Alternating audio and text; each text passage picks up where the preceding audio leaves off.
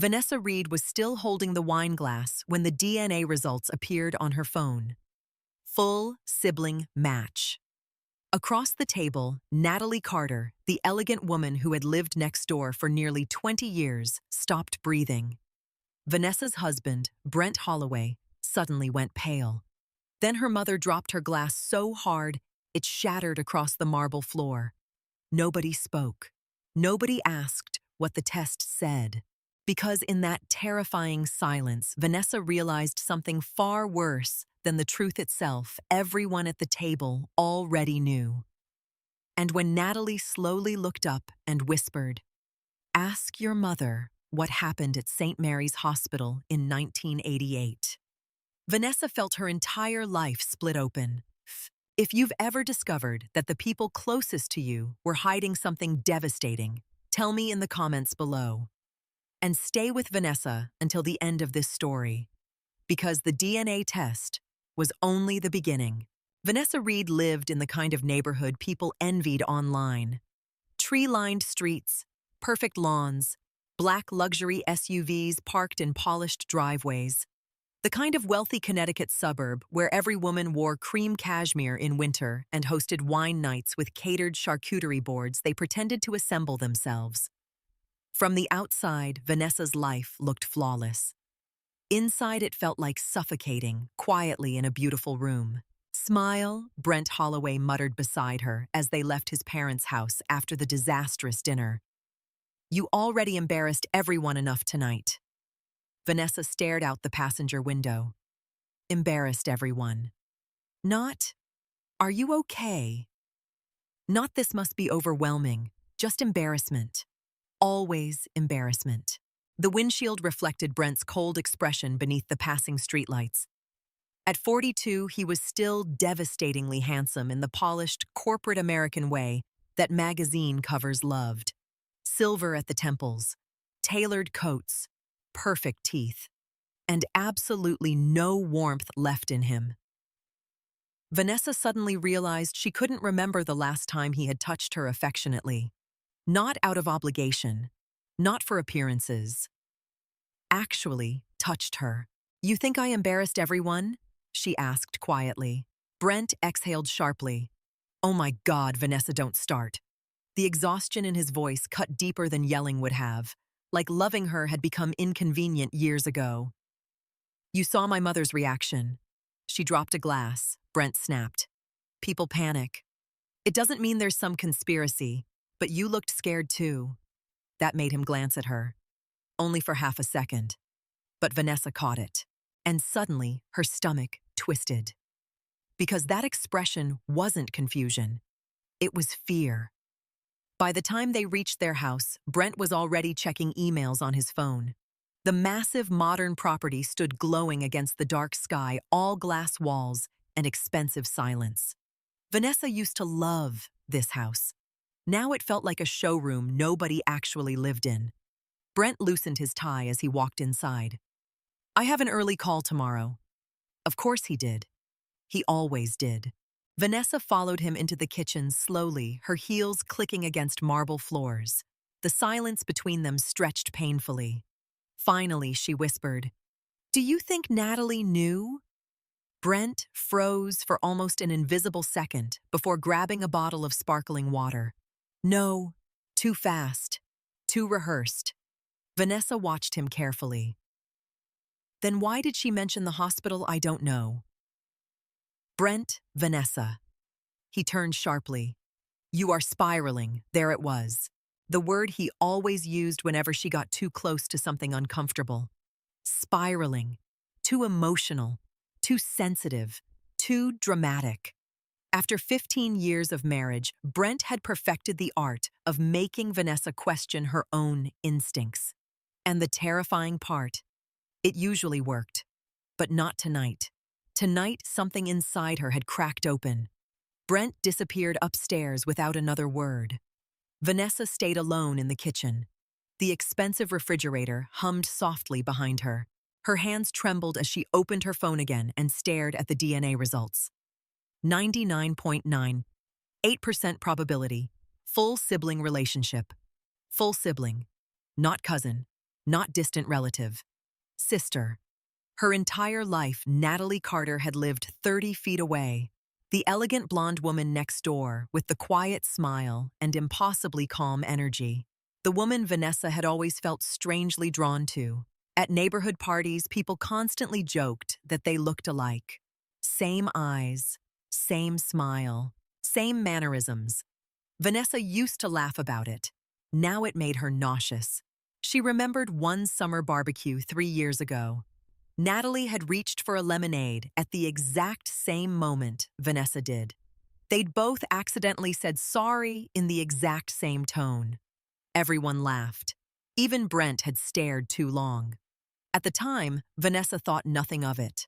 Now, every memory felt poisoned. She walked upstairs slowly. The master bedroom door was partially open. Brent sat on the edge of the bed, typing rapidly on his phone. The second he noticed her, he locked the screen. Vanessa stopped breathing for a moment. "Who are you texting?" "No one." "Then why hide it?" He laughed once. Cold, unamused. "Because I don't feel like being interrogated tonight." Vanessa stared at him. And suddenly she saw something terrifyingly clear. Brent wasn't shocked by the DNA test. He was irritated by it, as if it complicated something for him. "You knew something?" she whispered. Brent stood immediately. "Jesus Christ. You did. I'm done with this conversation." He brushed past her toward the bathroom. Vanessa grabbed his wrist before she could stop herself. "When did you start hating me?" The question slipped out raw and broken. Brent looked genuinely stunned for a second, then annoyed. "Vanessa, not everything is emotional abuse." The words landed like a slap. She let go slowly, and Brent walked into the bathroom, shutting the door behind him. Vanessa stood there alone, humiliated, again. She used to think loneliness looked like empty apartments and abandoned women drinking wine alone. But real loneliness looked like standing 5 feet away from your husband and realizing he no longer cared if you were hurting. Tears burned behind her eyes, but she refused to let them fall. Instead, she walked into the closet and sat on the floor beside old storage boxes. She didn't even know why she opened them. Maybe instinct. Maybe desperation. Maybe some part of her already knew the truth had been buried inside this family for decades. The boxes smelled faintly like dust and expensive perfume. Old Christmas ornaments, photo albums, childhood drawings. Then Vanessa noticed a small, ivory-colored jewelry case shoved in the back corner. Her heartbeat slowed. Carefully, she opened it. Inside was a faded hospital bracelet. Tiny, yellowed with age. Her fingers trembled as she picked it up. St. Mary's Hospital, 1988. And beneath the faded ink were 2 handwritten initials, VR, and underneath it, NR. Vanessa stopped breathing. No, no, no, no. Her chest tightened violently. The room suddenly felt too small.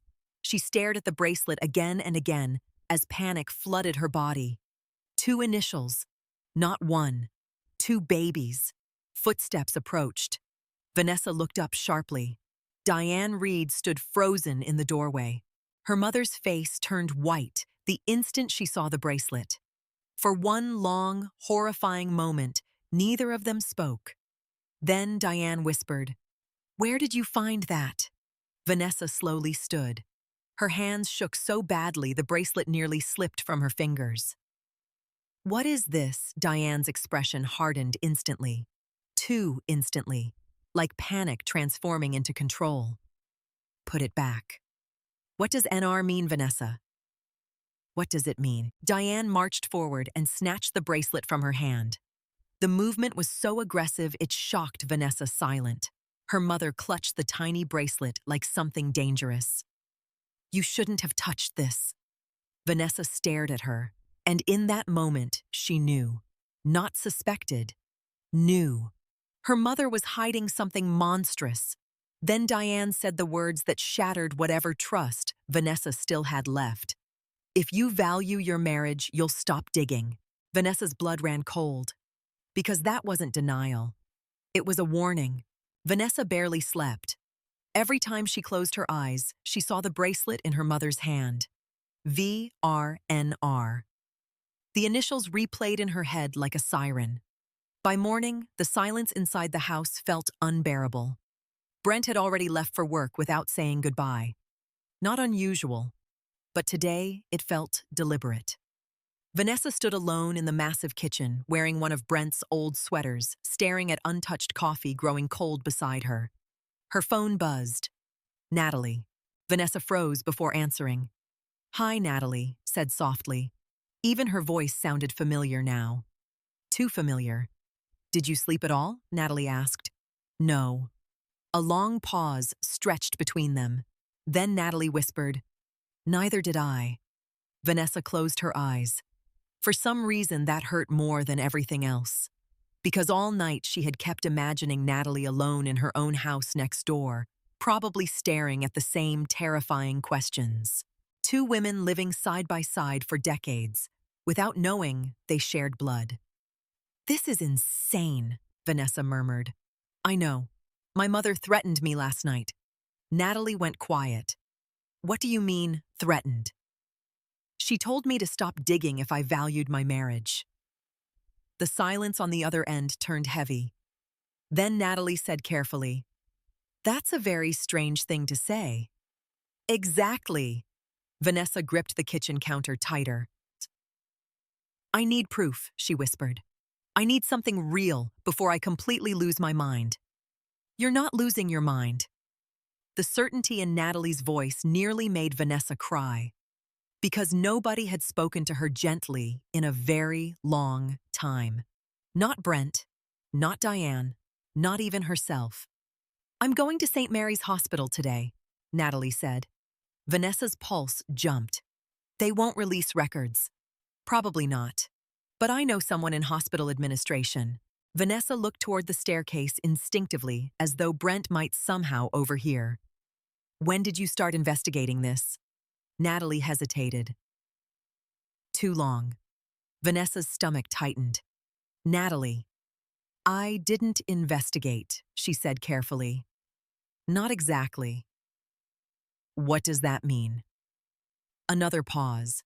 "Then, a few months ago, Brent asked me if I'd ever taken a DNA test."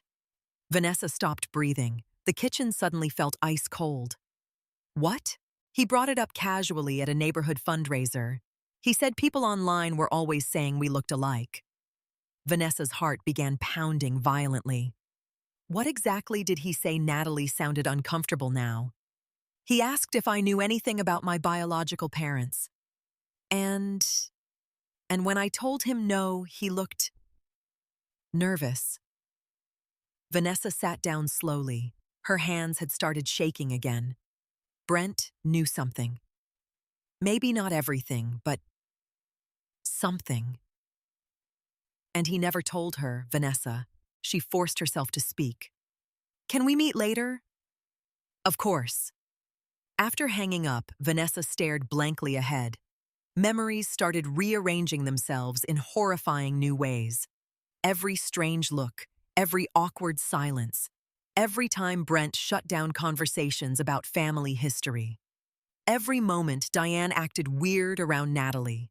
Her entire life suddenly felt staged, a performance everyone else understood except her. By noon, Vanessa was sitting across from her father in his downtown office. Richard Reed looked exhausted before she even spoke. His silver hair was messier than usual, his tie slightly crooked. Good. Let him feel uncomfortable for once. "You shouldn't be here," he muttered quietly. Vanessa almost laughed. "That's what you're worried about." Richard rubbed his forehead. "Vanessa." "No." Her voice cracked sharply. "No more pretending." He looked away immediately. Guilt. Pure guilt. And suddenly, Vanessa was 8 years old again, standing at ballet recitals searching for her father's approval while he answered business calls in the lobby. She used to think his distance meant she wasn't lovable enough. Now she wondered if looking at her had simply reminded him of something shameful. Did you know? She whispered. Richard's jaw tightened. Your mother was trying to protect this family. The words hit like a slap. Not denial. Never denial. Vanessa felt something inside her begin breaking apart completely. You knew. Things were different back then. Don't do that. Vanessa. Don't! Her voice echoed through the office. Richard flinched. For the first time in her life, Vanessa didn't care. Tears burned down her face. You let me grow up next door to my own sister. Richard looked genuinely pained now. We thought it was best. He closed his eyes. And that one tiny movement told her everything. Everyone knew. Her parents. Brent. Probably Brent's parents too. All these years. All those dinners. All those holidays. All those fake smiles. Vanessa laughed shakily. It sounded almost hysterical. Oh my God. Vanessa, please lower your voice. She stared at him in disbelief. You still care more about appearances. Richard stood abruptly. You have no idea what your mother went through. No, Vanessa whispered. I don't think I do, because suddenly, Diane Reed felt like a stranger. Vanessa left the office shaking. Outside, cold wind slapped against her face as she tried to breathe through the panic clawing at her chest. Her phone buzzed again. Brent. Of course, she answered immediately. Where are you? Not. Are you okay? Never that. Why? Because my father just called me saying you caused a scene. Vanessa laughed bitterly. There's the real emergency. Vanessa, enough. Enough, she snapped. Did you know silence? Tiny, brief, but fatal. Vanessa felt her heart drop. You did. You're emotional right now. Answer me. Brent exhaled sharply. I knew there were rumors years ago. Vanessa nearly stumbled backward on the sidewalk. Rumors. He said it so casually, like they were discussing office gossip instead of her entire identity. And you never told me there was no reason to destroy your family over speculation. Destroy your family, as if Vanessa was the problem. Not the lies, not the betrayal. Her voice dropped to a whisper. How long have you known Vanessa? How long since before we got married? Everything inside her went silent. Cars moved around her. People walked past. The city blurred, but all Vanessa could hear was that sentence repeating over and over. Since before we got married? 15 years. 15 years Brent Holloway had looked her in the eyes while hiding something this enormous. Why, she whispered brokenly. Brent sounded irritated now, because it didn't matter. Vanessa closed her eyes, and in that exact moment, something fundamental shifted inside her. Not dramatic, not explosive, just cold, like the final thread of trust quietly snapping. It mattered to me. Vanessa, no. Her voice hardened unexpectedly. For the first time in years, Brent went quiet. You don't get to tell me what matters in my own life anymore. Then she hung up. Her hands trembled afterward, but not from weakness, from rage. Deep, ancient, humiliating rage. That evening, Vanessa drove to her childhood home while Diane was out. She entered using the old garage code. The house smelled exactly the same. Lavender candles, furniture polish, secrets. Vanessa walked straight to Diane's office. For years, her mother kept everything obsessively organized. Color-coded folders, locked cabinets, perfect appearances. Vanessa started opening drawers methodically. Bills, tax records, old insurance forms. Nothing. Then she found a hidden compartment behind the filing cabinet. Her pulse exploded. Inside sat a large manila envelope. Shaking violently, Vanessa opened it. Photographs spilled onto the desk. Hospital photos. Diane in bed, holding 2 newborn babies. 2, not 1. Vanessa gasped so hard it hurt. Then she saw the back of one photograph, handwritten in Diane's elegant script, Vanessa and Natalie. One of them must never know. Suddenly, Vanessa's phone buzzed. Unknown number. Her breath caught as she opened the message. One sentence. No name, no explanation. Just, your sister was never lost. She was given away. And beneath the text, a scanned photograph appeared on the screen. Diane Reed standing beside two bassinets at St. Mary's Hospital in 1988. Vanessa spent the entire next morning staring at the hospital photograph. Two bassinets, two babies, one mother, one terrible decision. The image sat on her kitchen island while sunlight poured through the massive glass windows of the house she no longer felt belonged to her. Brent had barely spoken since their phone call the day before. He moved through the house carefully now, like a man walking around a bomb. At 8:30, he appeared in the kitchen wearing a navy suit and expensive cologne. Still handsome, still polished, still a liar. Vanessa didn't look up from the photograph. "You knew before we got married," she said quietly.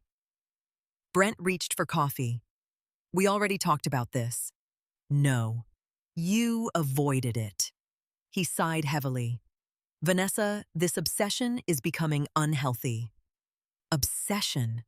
That word again. As though wanting the truth about her own life made her unstable. Vanessa finally looked at him, and for the first time in 15 years, she noticed how emotionally empty his eyes were. Not cruel exactly. Worse, detached, like her pain inconvenienced him. "My mother gave away my sister," Vanessa whispered. "And you kept it from me for 15 years. Brent stirred sugar into his coffee calmly. There was no benefit in reopening old wounds. Vanessa almost laughed. "Old wounds," her voice cracked. "They weren't old to me, Brent. I didn't even know they existed." He leaned against the marble counter. "You're acting like your entire life was fake." She stared at him in disbelief. "What if it was—" For a moment, Brent said nothing, and that silence terrified her more than words ever could. Because deep down, some part of him agreed. Then his phone buzzed. He checked it instantly. Quickly. Too quickly. Vanessa noticed him angle the screen away from her. A small movement. But after years of being emotionally neglected, Vanessa had become an expert in tiny betrayals. "Who's texting you?"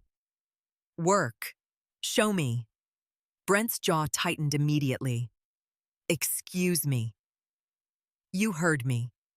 The tension shifted instantly. Dangerous now. Brent set his coffee down slowly. "I'm not doing this." "Doing what?" Asking my husband why he suddenly guards his phone like it contains nuclear codes. His expression darkened. "You need to calm down." There it was again. The same manipulation. The same condescending tone men used when women got too close to the truth. Vanessa felt anger flare through her exhaustion. "I'm inviting Natalie for dinner tonight." Brent froze, just for a second. But Vanessa saw it, and suddenly every nerve in her body sharpened. Why, he asked, carefully. "Because she deserves answers too." Brent grabbed his car keys. "That's a terrible idea." "Interesting." He stared at her. "You're emotional right now. This could spiral into something ugly." Vanessa stepped closer slowly. "Why are you so afraid of us talking?" Something flickered across Brent's face. Not guilt. Panic. Then it vanished. "You're projecting." And with that, he walked out. Vanessa stood alone in the silent kitchen, but this time she didn't cry. Because for the first time, confusion was slowly transforming into clarity. And clarity was dangerous. Natalie arrived at 7, wearing a cream-colored coat and nervous eyes. Vanessa opened the door before she could knock twice. For one strange, emotional moment, both women simply stared at each other. Now that Vanessa knew the truth, the resemblance was almost overwhelming. Same eyes, same mouth, same tiny crease between their brows when anxious. It felt like looking into an alternate version of herself. Natalie gave a sad half-smile. "This is surreal." Vanessa nodded slowly. "Come in."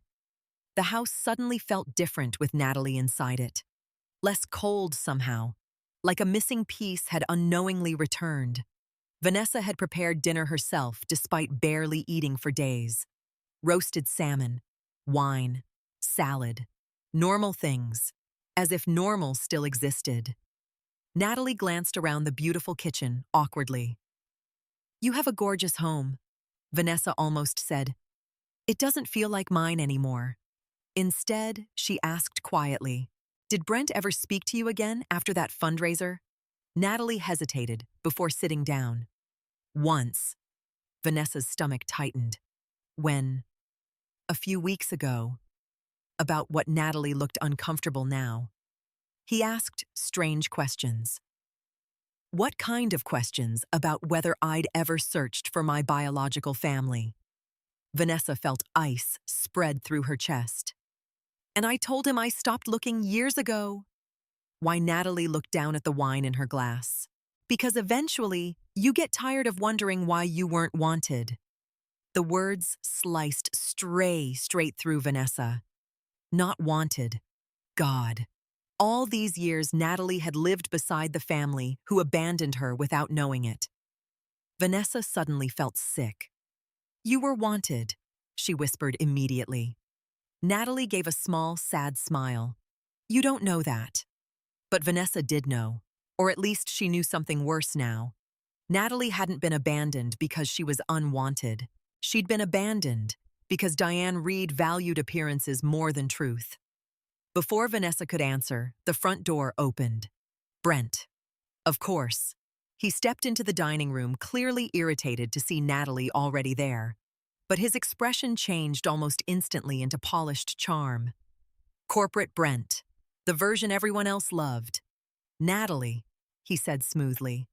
"Didn't realize you were joining us tonight." Natalie's posture stiffened slightly. "Hope that's okay." "Of course." Liar. Vanessa watched him pour himself whiskey. His movements were too controlled, too careful, like he was managing a crisis. The tension at dinner became unbearable almost immediately. Every conversation felt loaded, every glance suspicious.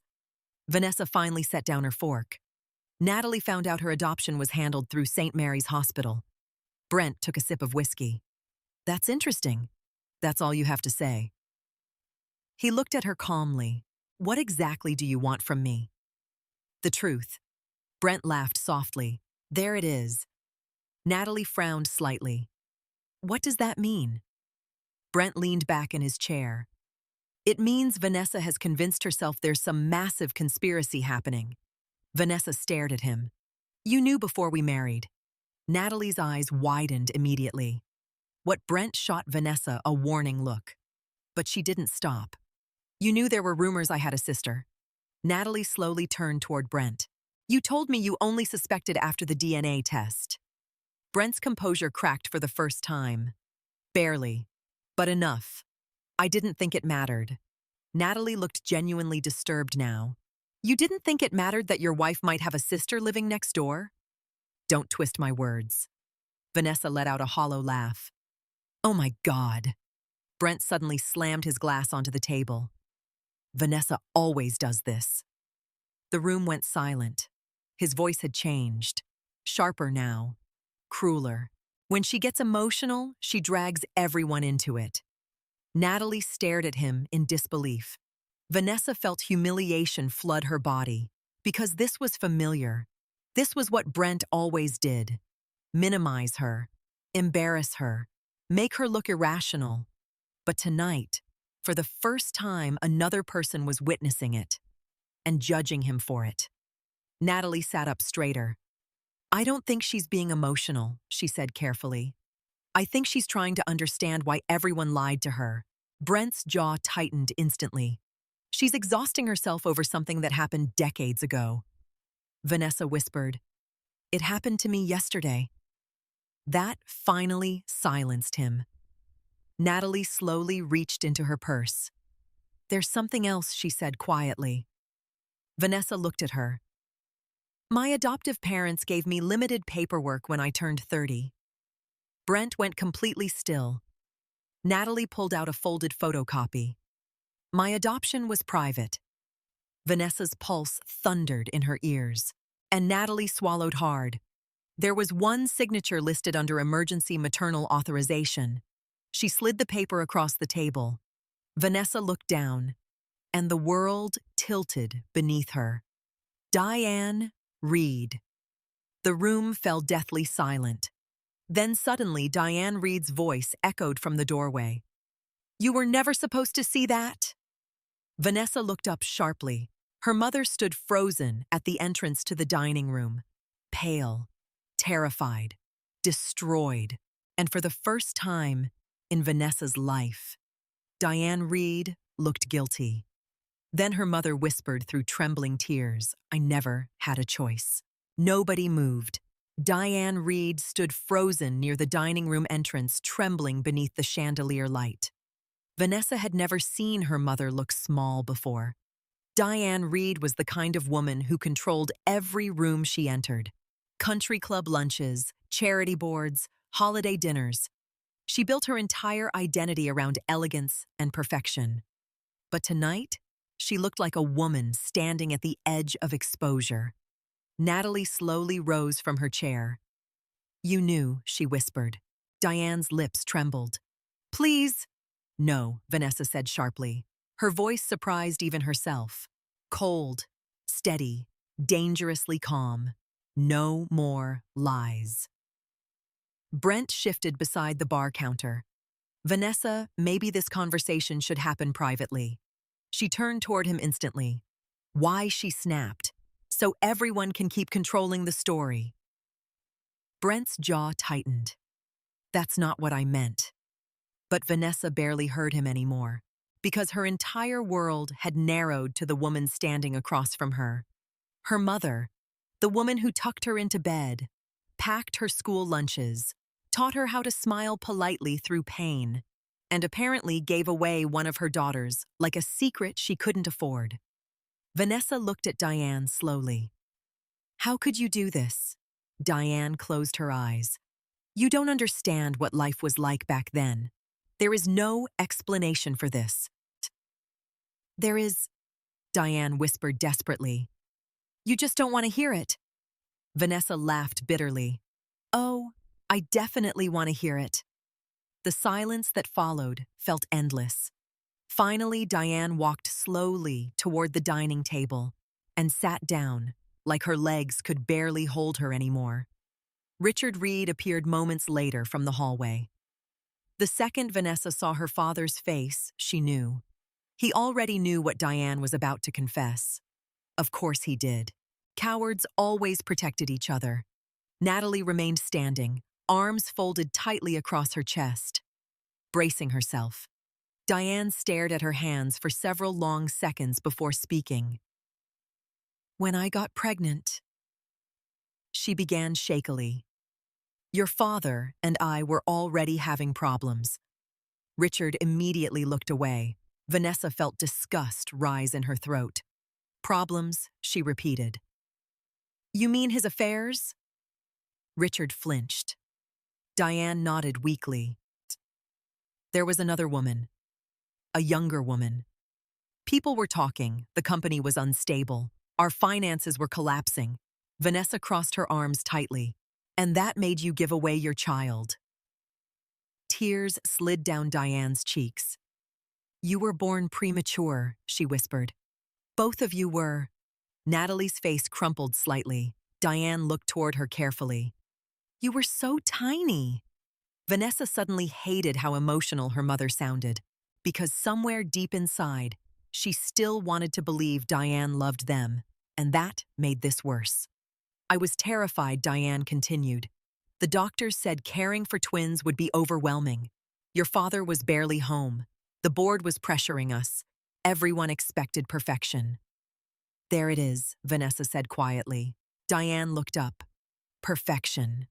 The word landed heavily between them. Vanessa shook her head slowly. "You chose appearances over your daughter." Diane broke down instantly. "You think I don't know that?" Her voice cracked violently through the dining room. I have lived with that guilt every single day of my life. Natalie's eyes filled with tears, but she didn't speak. Vanessa couldn't either, because no matter how angry she was seeing Natalie standing there silently absorbing the fact that her own mother abandoned her, felt unbearable. Diane wiped her face sedately.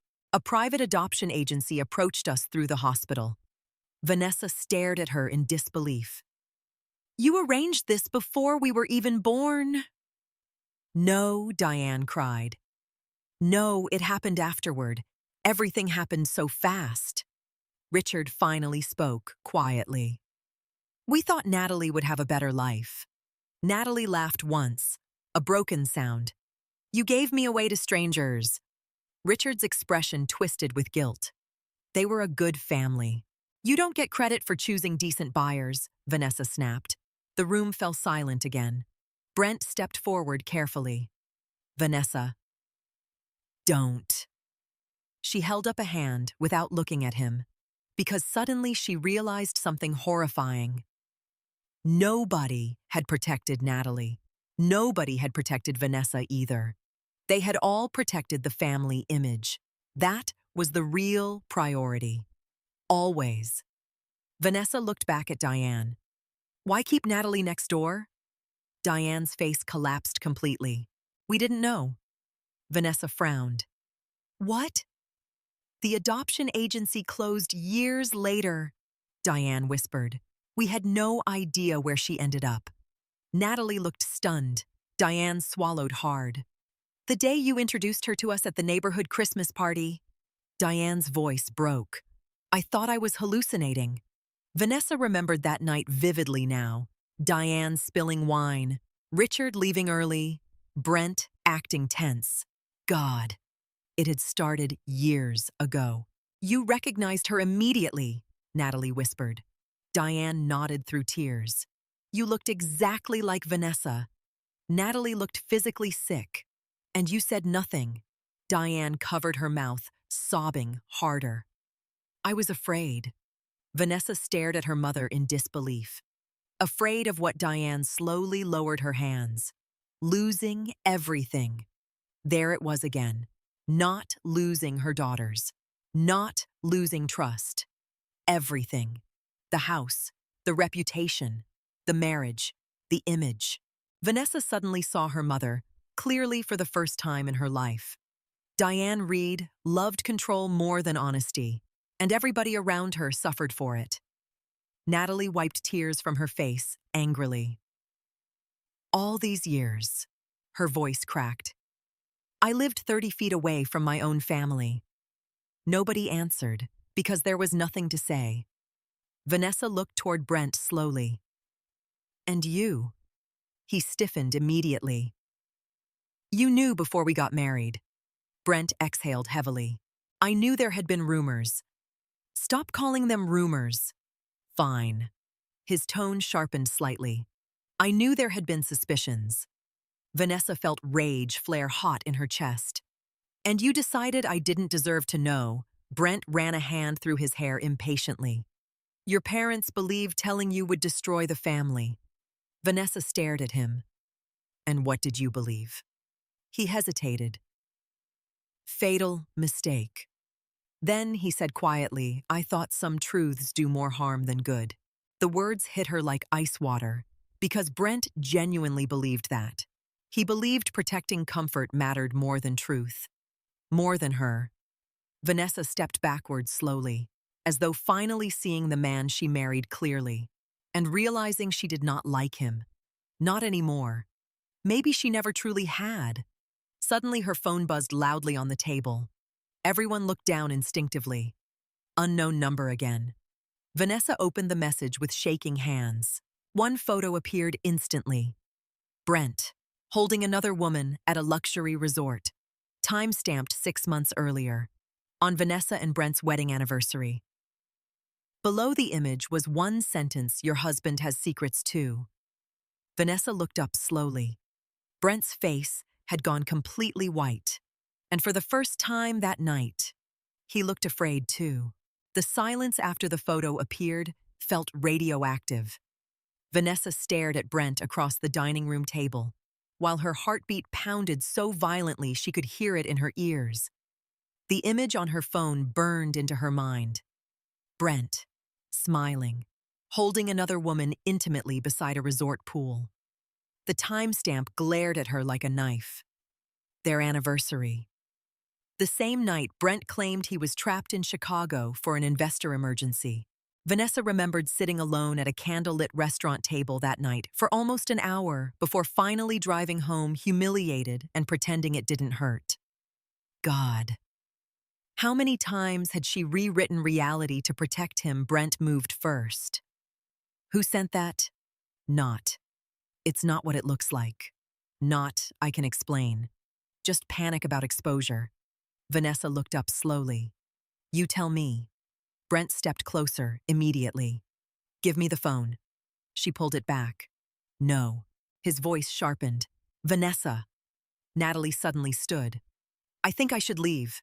No, Vanessa said instantly. Her eyes never left Brent's face. You should stay. Because for the first time in years, Vanessa didn't want witnesses gone. She wanted someone else to see the truth. Really see it. Brent rubbed his jaw tightly. This is obviously someone trying to manipulate you.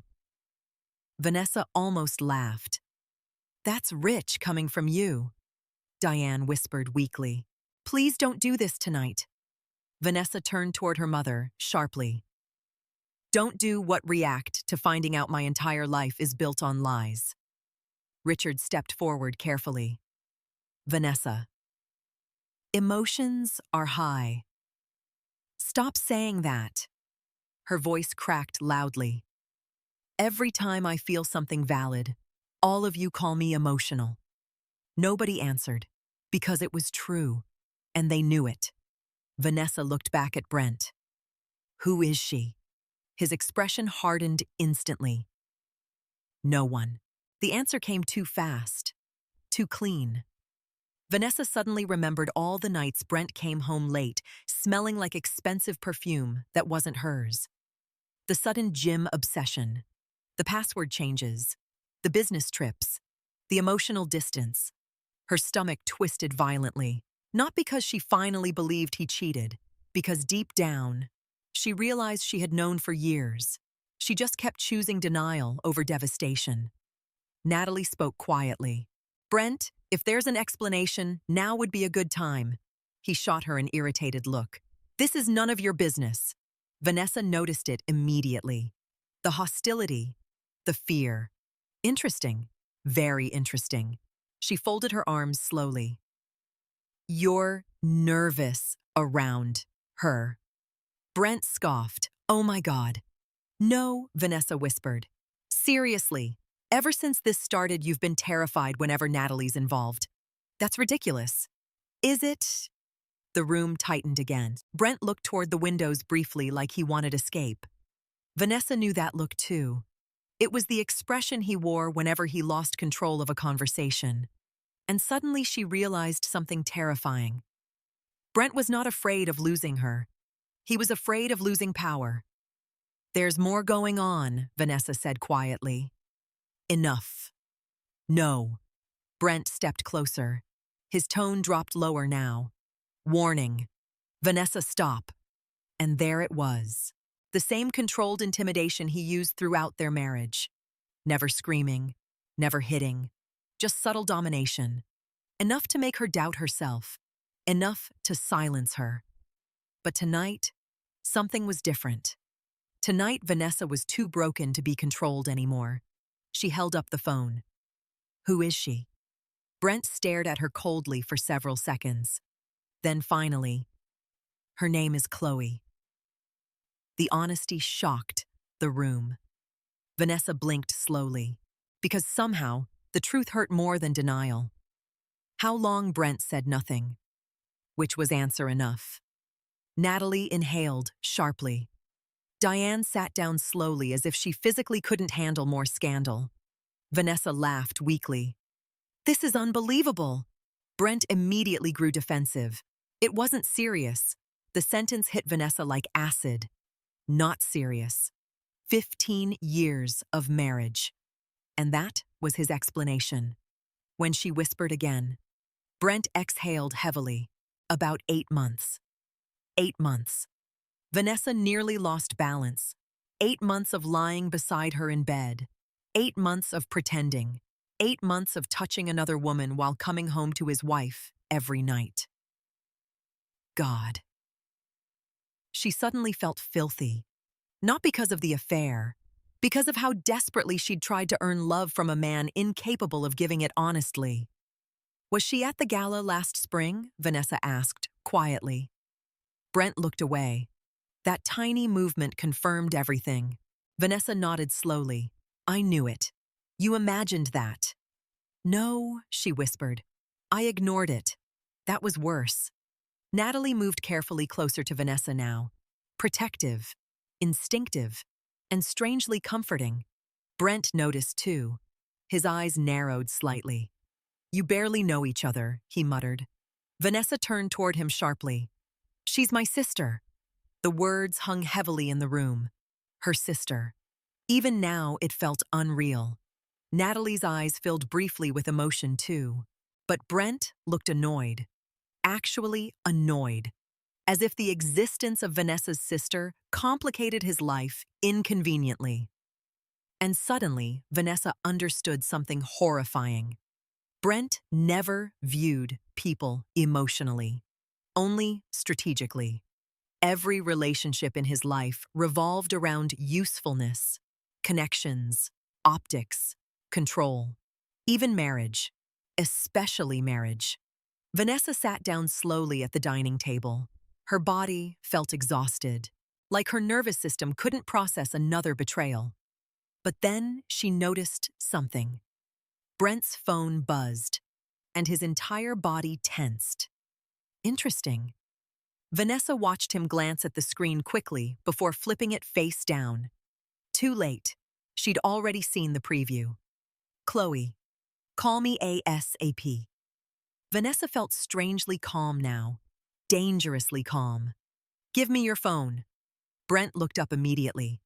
No. Why? Because this has become insane. Vanessa stood again slowly. Is Chloe the reason you've been moving money? That got his attention instantly. Tiny reaction. But enough. Natalie noticed too. Her entire expression sharpened subtly, like a lawyer suddenly hearing the important part. What money? Natalie asked, carefully. Brent shot her a furious look. Stay out of this. Vanessa's pulse quickened. There it was again. Fear. Real fear this time. Not emotional discomfort. Something financial. Something serious. Suddenly, dozens of strange moments replayed in Vanessa's mind. Hidden invoices. Random LLCs. Secretive meetings. Brent constantly insisting she never look at company finances because it was too stressful. God. Had he been stealing too? Natalie spoke carefully now. Brent, are you hiding assets? He laughed sharply. This is unbelievable. But Vanessa noticed sweat forming near his temple, and suddenly her instincts screamed. Yes. Yes, he was. Brent grabbed his coat aggressively. I'm done with this interrogation. Vanessa stepped in front of him before he reached the door. No, she said quietly. He stared down at her. You don't get to walk away this time. For a second, something ugly flashed across Brent's face.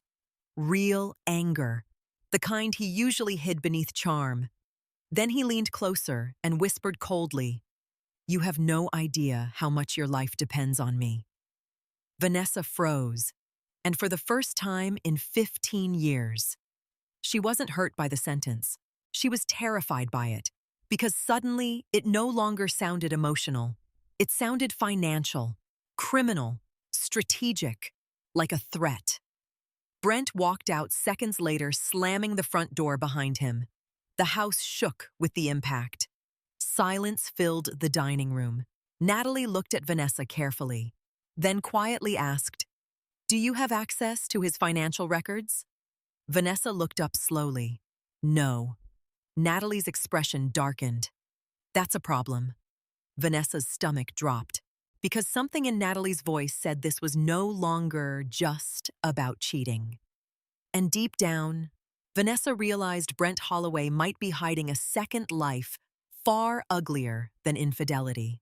3 nights later, Vanessa stood beneath crystal chandeliers, wearing a silver gown that suddenly felt like a costume. The Holloway Foundation Charity Gala was the biggest social event of the year. Politicians, CEOs, old money families, women with diamond bracelets worth more than most people's mortgages. Usually, Vanessa knew exactly how to survive these events. Smile softly, speak elegantly, stand beside Brent, and look beautiful. Tonight, she felt like she was walking into enemy territory. "You don't have to do this," Natalie said quietly beside her. Vanessa adjusted the diamond earrings Brent had given her 5 anniversaries ago. Ironically, they suddenly felt heavy too. "Yes, I do." Because if she stayed home, Brent would control the narrative. He'd already spent years controlling every version of her people saw. Too emotional, too sensitive, too unstable. Not tonight. Natalie touched her arm gently. "You're shaking." Vanessa forced a smile. "I think my entire nervous system is collapsing." Natalie laughed softly for the first time in days. And God, the sound felt healing somehow. "Sister." The words still felt unreal inside Vanessa's chest, but standing beside Natalie felt strangely natural, like her body recognized safety before her mind did. The ballroom doors opened. Instantly, cameras flashed. People turned, and Vanessa felt it immediately. The whispers. They knew something. Maybe not everything, but enough. Wealthy communities thrived on secrets the way sharks thrived on blood. Brent stood across the ballroom speaking with investors near the stage. Perfect tuxedo, perfect smile, perfect liar. The second he noticed Vanessa enter with Natalie, something dark flashed across his face. Not anger, calculation. Vanessa suddenly understood her husband better than she ever had before. Brent didn't panic emotionally. He panicked strategically. He walked toward them smoothly, already smiling for nearby guests. "You came." Translation. "You're making this harder."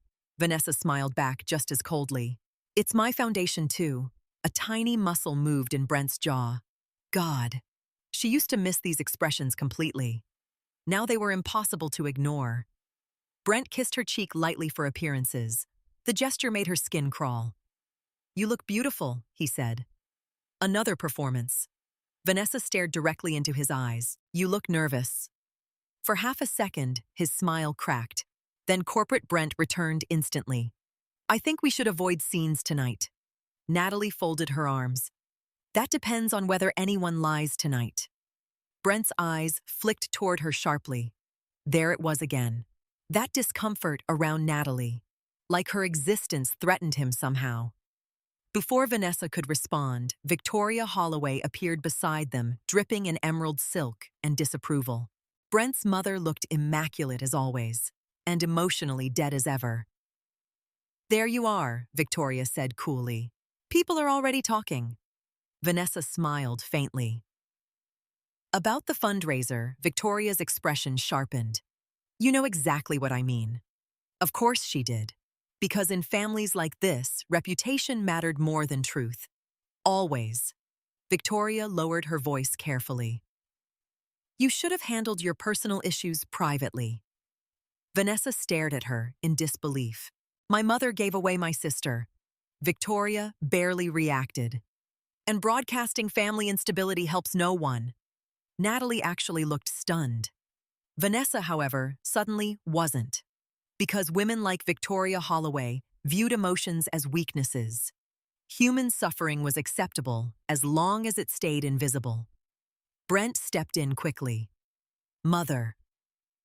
"No," Vanessa interrupted quietly. Her voice had changed lately. Softer, colder, more dangerous. "No," let her finish. Victoria sighed dramatically. "You've been fragile lately, Vanessa." "Fragile?" There it was. Another elegant synonym for emotionally inconvenient. Vanessa laughed softly. I spent 15 years being polite to people who treated me like furniture. Victoria stiffened immediately. Nearby guests were beginning to notice tension now. Good. For once, Vanessa wanted witnesses. You're embarrassing yourself, Victoria hissed. Vanessa smiled. No. I think I'm embarrassing your son. That landed. Hard. Brent's expression darkened instantly. Enough. But Vanessa wasn't afraid anymore. Not tonight. Not after everything. Suddenly, applause erupted near the ballroom entrance. Vanessa turned instinctively, and her blood froze. A tall brunette woman entered wearing a black satin dress and the unmistakable confidence of someone accustomed to being admired. Beautiful, polished, dangerous. Chloe Mercer. Vanessa knew immediately. No introduction necessary, because the woman around Brent's waist in the photograph had the exact same smile. The room tilted slightly beneath Vanessa, and then she saw it. Around Chloe's neck, a diamond necklace. Vanessa stopped breathing. No. No way. It was hers. The vintage diamond necklace Brent gave her for their 10th anniversary. The one he claimed had been stolen during a hotel stay last spring. Vanessa felt nausea climb violently into her throat. Natalie noticed instantly. What? Vanessa whispered without looking away. She's wearing my necklace.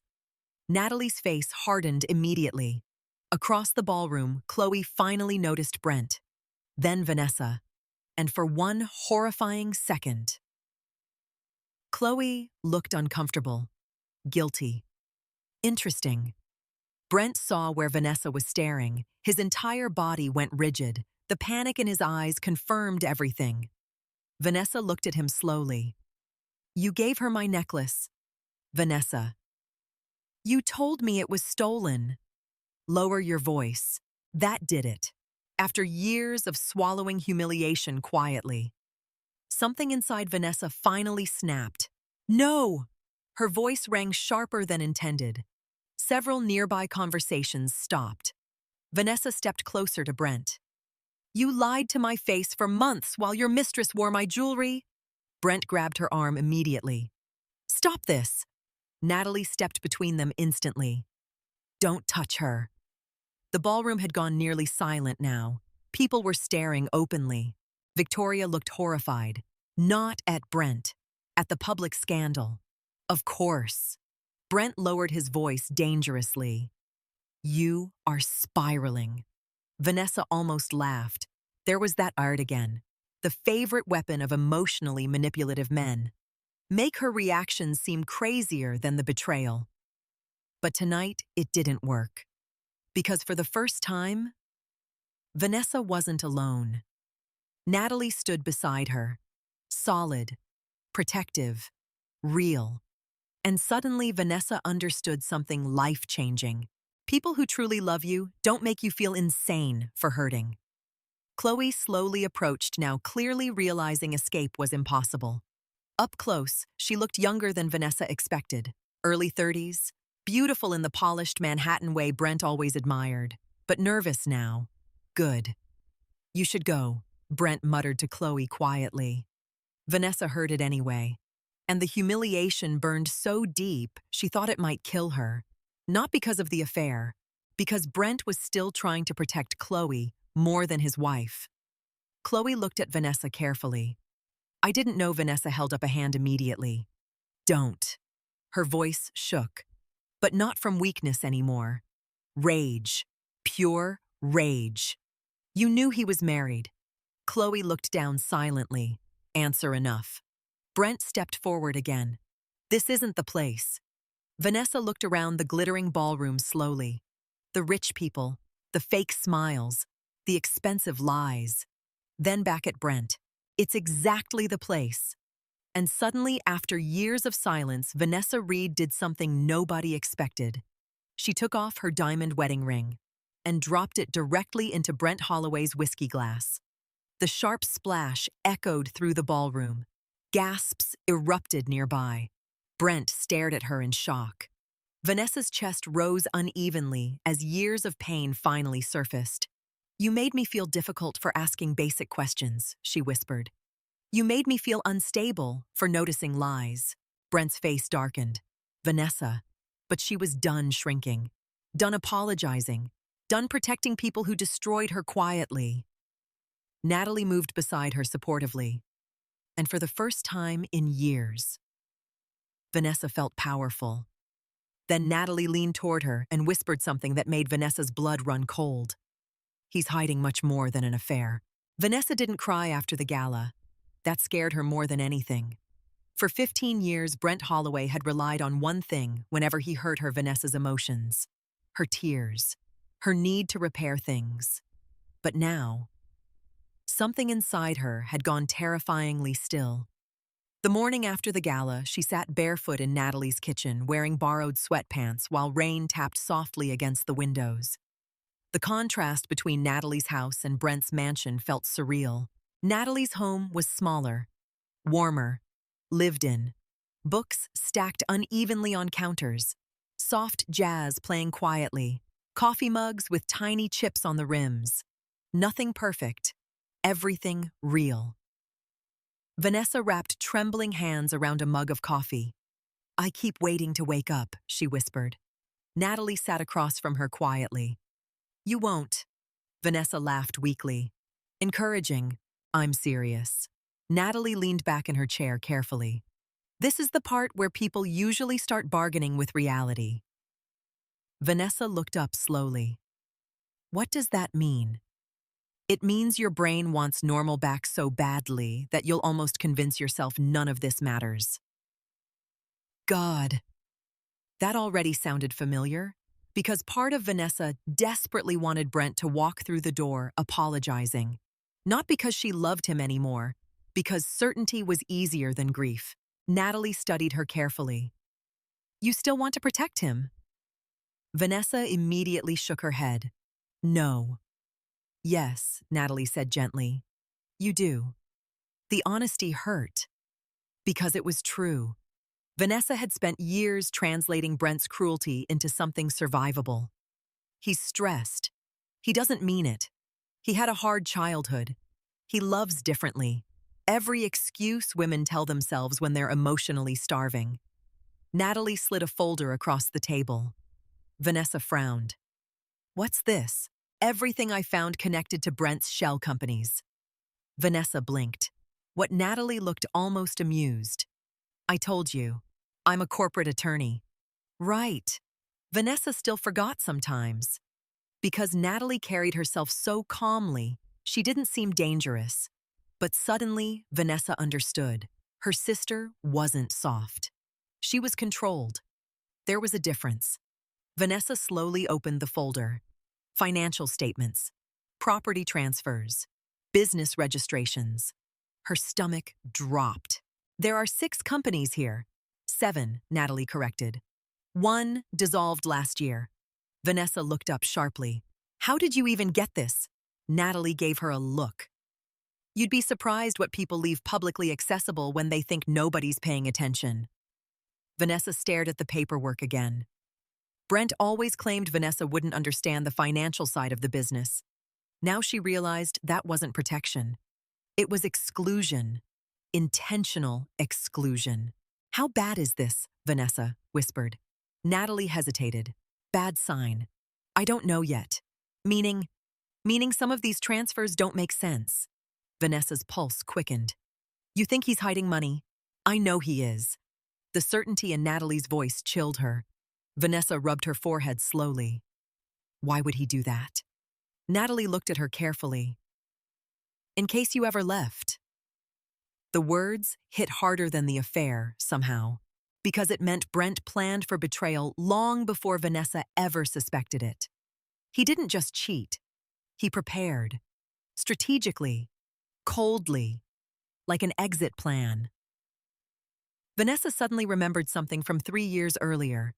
She had joked about signing a post-nuptial agreement after one of Brent's friends got divorced. Brent became furious. Not emotional. Terrified.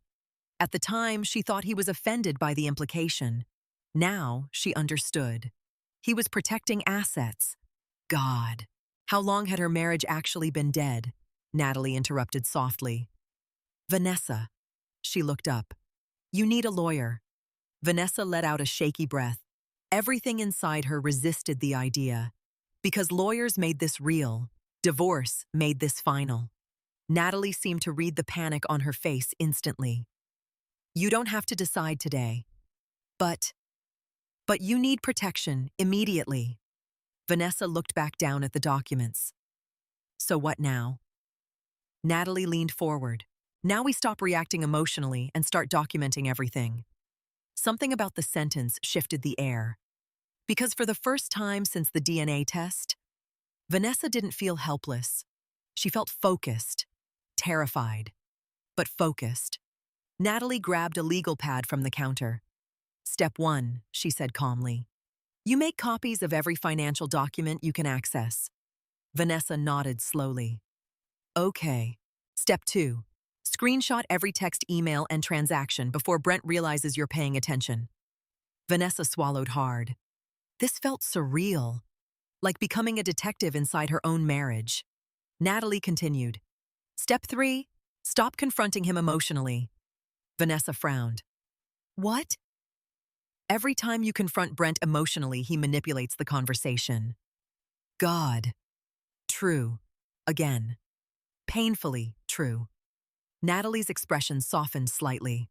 Men like Brent survive through emotional exhaustion. They overwhelm you until you doubt your instincts. Vanessa stared silently, because hearing someone explain her marriage so clearly felt both devastating and liberating. She wasn't crazy. She'd been conditioned. Natalie reached across the table carefully. You are not weak because someone manipulated you. Vanessa nearly cried then. Not because of Brent. Because kindness suddenly felt unfamiliar. Her phone buzzed on the counter. Brent. Of course. She stared at the screen silently while it rang, then stopped. A second later, another text appeared. We need to discuss your behavior last night. Vanessa actually laughed. Behavior. Not betrayal. Not cheating. Not humiliation. Behavior. Natalie looked over her shoulder. Wow. Vanessa typed nothing back. A minute later, you embarrassed me in front of investors. Something cold settled inside Vanessa's chest. There it was. The real Brent. Not hurt. Not remorseful. Inconvenienced? Natalie raised an eyebrow. You still think this marriage is salvageable? Vanessa stared at the messages quietly. Then for the first time, she answered honestly. No. The word terrified her, because she meant it. Natalie stood and grabbed her car keys. Good. Vanessa blinked. Where are we going to meet Olivia Bennett? Who's that, the best divorce attorney in Connecticut? Vanessa's stomach flipped violently. Natalie walked toward the door calmly. You're going to need someone vicious. Olivia Bennett's office overlooked Manhattan through floor-to-ceiling windows. Sharp lines, dark wood, controlled elegance, much like Olivia herself. She was in her late 40s with piercing eyes and the kind of calm confidence powerful women earned through years of winning ugly battles. She studied Vanessa quietly after Natalie explained the situation. Then Olivia asked one simple question. Do you know your net worth? Vanessa froze. No. Olivia didn't look surprised. Do you know how your assets are structured? What accounts you legally have access to? Vanessa's chest tightened. No. Olivia nodded slowly. That's intentional. Humiliation burned through Vanessa instantly. She felt stupid, small, naive. Olivia seemed to notice. Don't do that to yourself, she said calmly. Financial control in marriages like yours is often gradual. Smart women get trapped too. Vanessa swallowed hard. Olivia opened Brent's files. Then her expression darkened slightly. Interesting. What Vanessa whispered. Olivia looked up carefully. These offshore transfers. Natalie leaned forward. You see it too. Olivia nodded once. Vanessa's pulse exploded. What? Olivia closed the folder slowly. then said the sentence that changed everything. Your husband may not just be cheating on you, he may be committing financial fraud. Silence crashed through the room. Vanessa stared at her, suddenly unable to breathe, because this was no longer just heartbreak. This was war. The following morning, Vanessa sat on the couch in Natalie's sunlit living room, cradling a mug of steaming tea. Outside, the gentle spring rain drummed against the windows, creating a soft, persistent rhythm that seemed to echo the chaos inside her. She stared at the walls lined with bookshelves, photographs, and memorabilia, each item a testament to a life fully lived, a life she had never had the chance to experience. Natalie sat across from her legs, crossed a notebook open on her lap. Her calm composure belied the storm both sisters had recently been navigating. Vanessa had expected to feel resentment toward Natalie, a life she never shared, a life separated from the betrayals of Diane Reed. But instead, all she felt was a profound, aching recognition they were mirror images of each other. And yet the circumstances of their upbringing had been drastically different. Natalie broke the silence first. You know, I spent years wondering if I was even meant to exist in this world.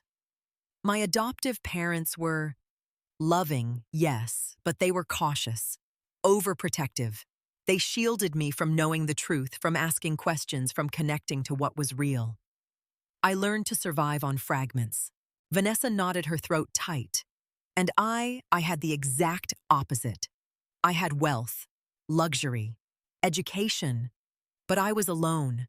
Nobody ever told me I mattered. I was expected to perform to fit into this family's image of perfection. I wasn't loved for who I was. I was valued for appearances. Natalie's lips pressed together.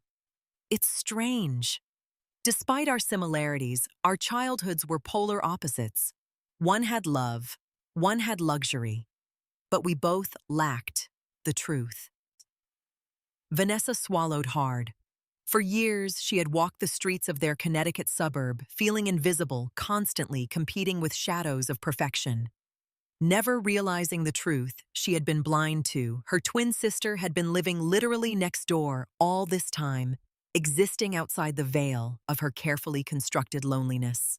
Do you remember the Christmas party 3 years ago? Vanessa asked quietly, almost as if speaking the words aloud would solidify the memory. When you were introduced to our neighborhood, Natalie's eyes widened. Yes, I remember that day vividly. I felt watched. It was uncanny. You were there. I felt drawn to you immediately. Vanessa exhaled tears, threatening to spill. I should have known. Every time we laughed at the same jokes, reached for lemonade at the same time, wore similar expressions, I should have noticed. But I never did. My mind refused to accept it. I was conditioned to ignore truth when it threatened the family facade.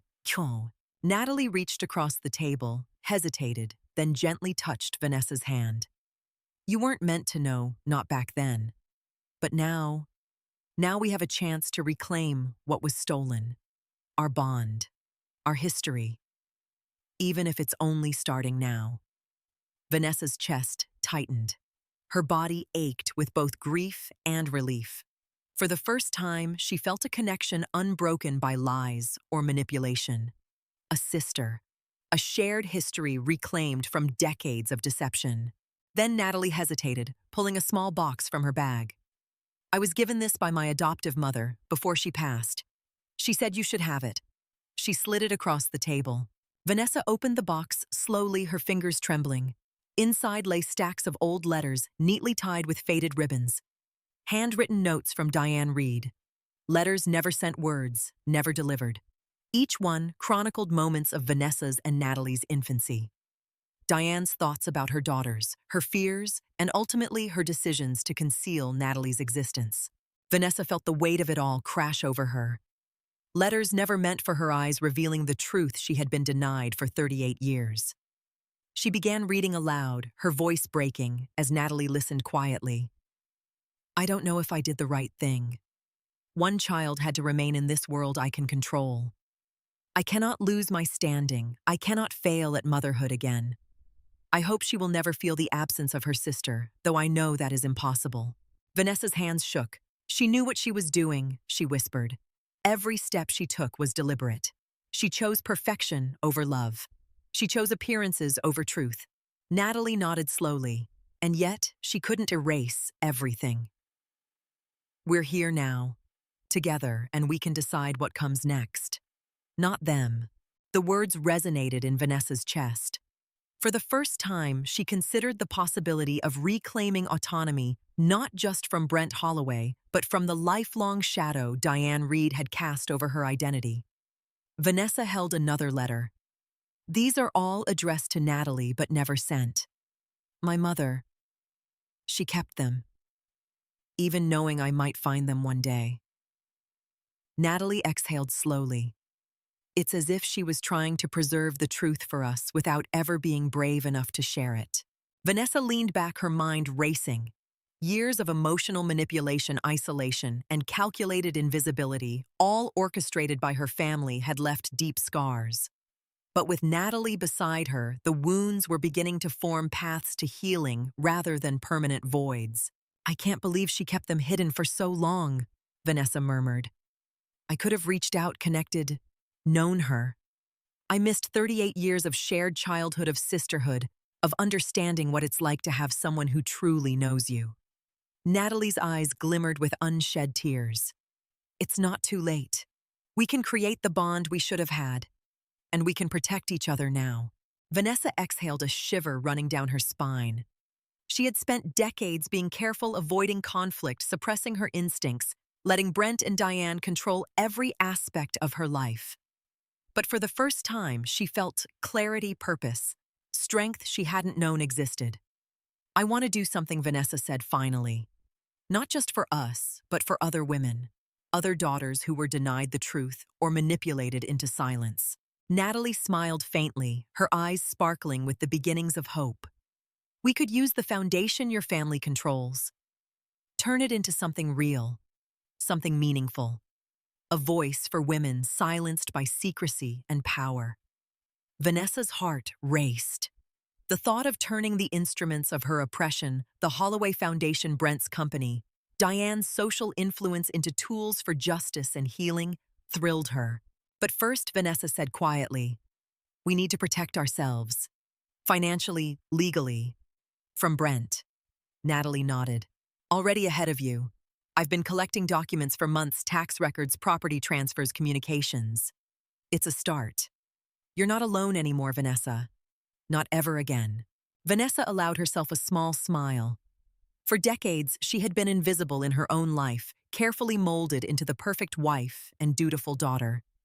Now, with Natalie beside her, she felt something she hadn't known in years: power, clarity, and a sister who would stand with her no matter what. For the first time in her life, Vanessa felt a flicker of anticipation, not fear. They were two women armed with truth documents and an unbreakable bond, finally recognized. Together, they would confront the manipulations, lies, and betrayals that had defined Vanessa's existence. The rain outside had stopped, leaving a soft spring light pouring into the kitchen. It illuminated the two women as they leaned over the letters and documents, plotting not revenge, but justice, and a life reclaimed from decades of deceit. Vanessa exhaled slowly, savoring the rare quiet that felt charged with purpose. This was not the end of their struggle. It was the beginning. For the first time in decades, Vanessa Reed felt alive. Vanessa sat on the edge of her bed that evening, staring blankly at the darkened skyline through the floor-to-ceiling windows of their Connecticut penthouse.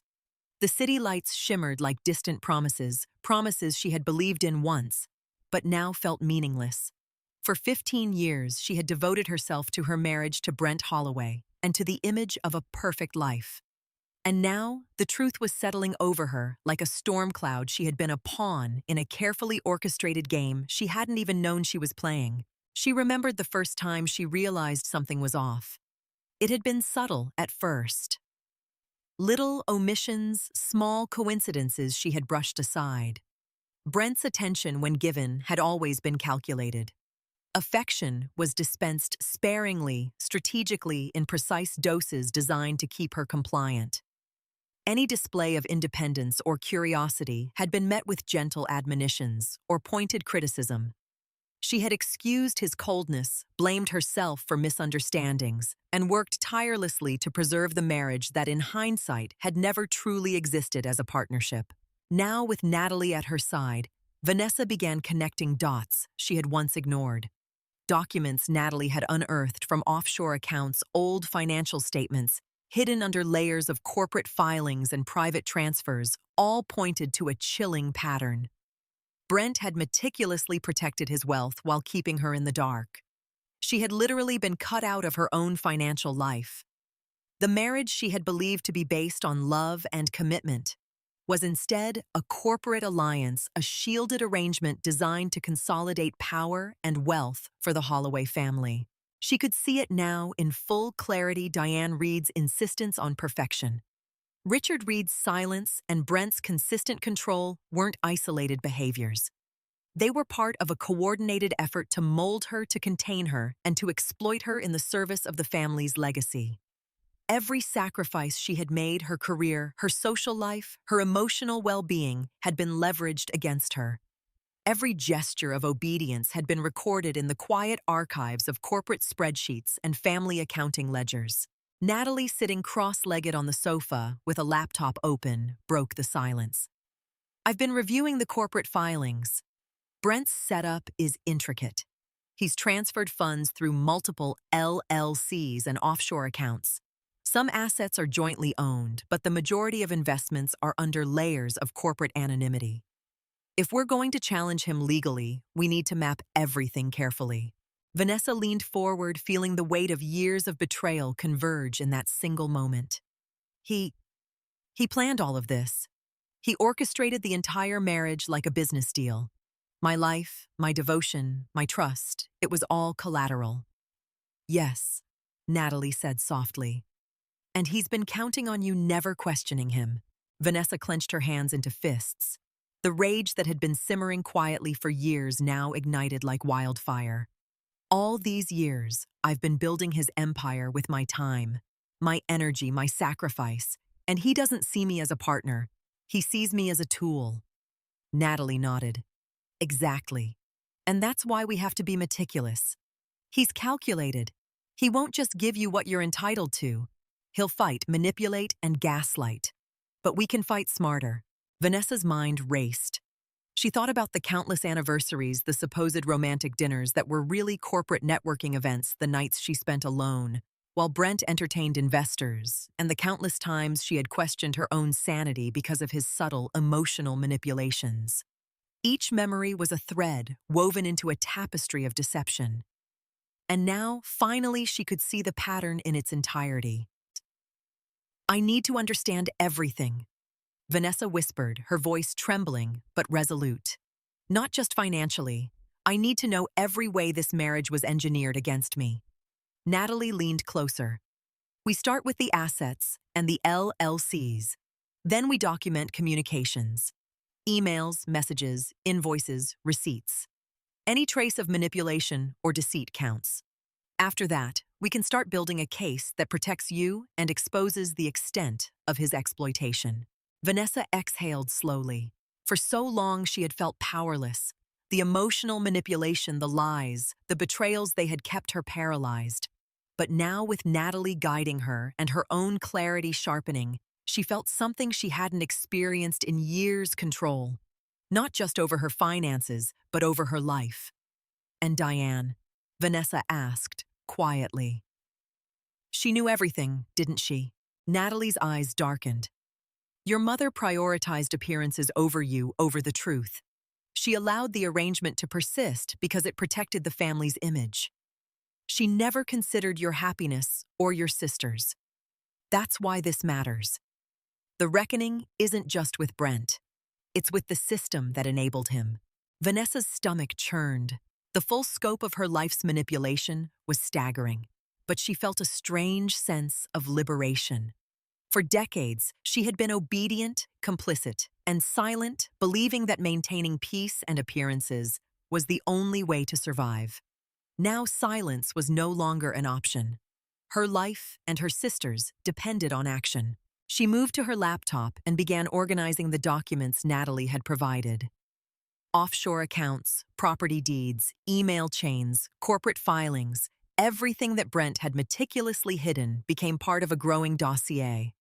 Every hidden asset, every unexplained expense, every suspicious transaction painted a picture of a man who had built a personal empire while keeping his wife in the dark. Vanessa paused to reflect. The betrayal was not only financial or emotional, it was existential. For 15 years, she had operated under the illusion of choice, of love, of equality. Every decision she had made, every compromise had been in service of a lie. And now, finally, she had the tools to reclaim her agency. Natalie's voice interrupted her thoughts. Vanessa, you need to know this is just the beginning. Brent will fight. He will manipulate anyone who stands in his way. You have to be prepared for the worst. Vanessa nodded. I'm ready. I can't keep living like this. I won't. For the first time in years, she felt a surge of empowerment. The emotional chains that Brent and her family had used to control her life were cracking. She could see a path forward, one where truth, justice, and reclamation of her identity were possible. Together, Vanessa and Natalie began mapping out Brent's empire. They reviewed financial documents line by line, cross-referenced emails with bank statements, and created detailed timelines of transactions and manipulations. Each discovery was a revelation, confirming the suspicions that had haunted Vanessa for years. As the night deepened, the sisters worked in silence, the occasional clink of a coffee mug breaking the stillness. Vanessa realized that for the first time, she was not just surviving, she was strategizing. She was no longer the passive participant in her own life story. She was the author. Finally, Natalie leaned back and looked at Vanessa. This is going to take time, but the foundation for your independence is here. Once we finish mapping this, you'll have the leverage you need to confront him and ensure he can't manipulate you anymore. Vanessa exhaled, feeling the weight of years of betrayal lift slightly. The road ahead was daunting, but for the first time she felt prepared. She had her sister by her side, the truth in her hands, and the clarity to see through the web of lies that had dominated her life. And as she looked out over the city skyline, Vanessa felt something she hadn't felt in decades: hope. Real, tangible hope. For the first time, she understood that reclaiming her life wouldn't be easy, but it would be worth it. And nothing, no manipulation, no betrayal, no financial deceit would stop her from taking back everything that was rightfully hers. The sisters exchanged a determined look, unspoken but perfectly clear. They were no longer victims. They were warriors. And their fight for justice, emotional, financial, and personal, was only just beginning. The morning light filtered through the tall windows of Vanessa's new apartment, casting a pale glow across the minimalist furniture she had painstakingly chosen to reflect clarity and control. She had left Brent Holloway's penthouse the night after her final confrontation at Natalie's kitchen, carrying only what she truly needed: her essentials, a few sentimental items, and a sense of purpose she hadn't known in years. For 15 years, Vanessa had lived in a gilded cage. Every smile she offered, every word she spoke, every sacrifice she made had been measured against Brent's convenience and his family's social expectations. She had begged for affection, pleaded for honesty, and tolerated humiliation because she believed love demanded endurance. Now she was done. Sitting at her small dining table, she opened her laptop and began reviewing the financial maps Natalie had prepared. Offshore accounts, hidden transfers, property deeds, everything Brent had carefully layered to protect himself from accountability. Vanessa's pulse quickened as she realized the full scope of what she was dealing with. Brent had assumed control over every facet of her life, emotionally, socially, and financially, under the guise of marital partnership. But the illusion was over. Natalie leaned against the counter, arms crossed, observing Vanessa methodically organize her documents. "You're calm," she said. "Scary, calm." Vanessa looked up, a faint smile crossing her face. It's clarity, not calm. I finally see the playing field. Natalie nodded. Good. Because the moment you let emotion take over again, Brent will manipulate it. He's practiced at turning vulnerability into leverage. Vanessa shook her head. No more begging. No more apologies. No more hiding my instincts. I won't give him another second of power over me. The sisters spent hours compiling evidence, creating a timeline of financial transfers and communications that detailed Brent's long-standing manipulations. Each document Vanessa held felt like reclaiming a piece of her life. Emails from Brent subtly invalidating her instincts, bank statements reflecting hidden assets, and travel logs revealing his secret meetings with Chloe Mercer. All of it painted a picture of a marriage built on deception rather than partnership. By afternoon, Vanessa's phone buzzed. Brent. Predictably, he wanted to speak. She ignored it. Are you sure? Natalie asked. He's not going to stop trying. Vanessa leaned back in her chair, feeling the tension in her shoulders finally ease. Let him try. I have nothing to lose anymore. He's already lost me emotionally. The rest is just details. Later that day, Vanessa received a formal letter from Olivia Bennett, her attorney. The first step in dismantling Brent's control was secure her access to all joint and personal accounts, prevent asset transfers, and establish legal oversight over corporate holdings tied to her marriage. Vanessa's heart raced as she read each line. For the first time, she felt the possibility of real freedom. The next morning, Vanessa called Natalie. We need to set a plan. Court filings, public disclosures, everything. Natalie's voice was firm, almost electric. Already ahead of you. We've scheduled consultations with forensic accountants and legal specialists. Brent won't see this coming. Vanessa allowed herself a small, victorious smile. Good. Because I don't want him to manipulate anyone else in this family anymore. Not me, not Natalie, not the legacy he's been hiding behind. The weeks that followed were a blur of preparation. Vanessa met with Olivia Bennett multiple times, meticulously reviewing every detail of Brent's financial empire. Natalie coordinated the gathering of documentation, contacting banks' accountants and former employees who had witnessed or facilitated any irregularities. Every discovery fueled Vanessa's determination, transforming her anger into strategic energy. At night, when the city lights glittered outside her window, Vanessa reflected on the woman she had been. The naive, obedient wife who had tolerated emotional and financial abuse. The daughter who had accepted secrecy and lies as normal. She no longer recognized her past self, and for the first time, she didn't mourn it. Instead, she honored it, acknowledging the resilience it had cultivated. Vanessa's transformation was not immediate. There were moments of doubt and fear when the enormity of challenging Brent's control threatened to overwhelm her. But Natalie's unwavering support and Olivia's expertise grounded her. They were a team, sisters united in reclaiming a life stolen by manipulation and deception. One evening, Vanessa sat across from Natalie with a stack of documents and a freshly brewed cup of tea. It's strange, Vanessa admitted. I never imagined I'd feel so powerful. Not because I'm rich or capable, but because I finally understand the truth. I'm not begging anymore.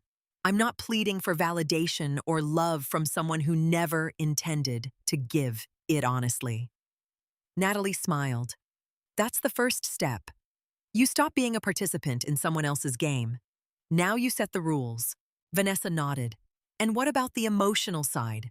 The humiliation, the betrayal, the lies. They've been with me for so long. Natalie reached across and squeezed her hand. We carry them, yes, but now they serve as fuel, not chains. You're taking control. That's the difference. The next phase involved preparing for Brent's inevitable attempts to regain leverage. Vanessa anticipated legal maneuvers, emotional manipulations, and public appearances designed to discredit her. But she remained composed, systematically, reviewing her case, documenting each interaction, and fortifying her boundaries. One afternoon, Vanessa received a call from Brent's assistant. Mr. Holloway would like to see you, the voice said. Vanessa's chest tightened, but she didn't panic. She glanced at Natalie. Do you want to come? I'll be right behind you, Natalie replied.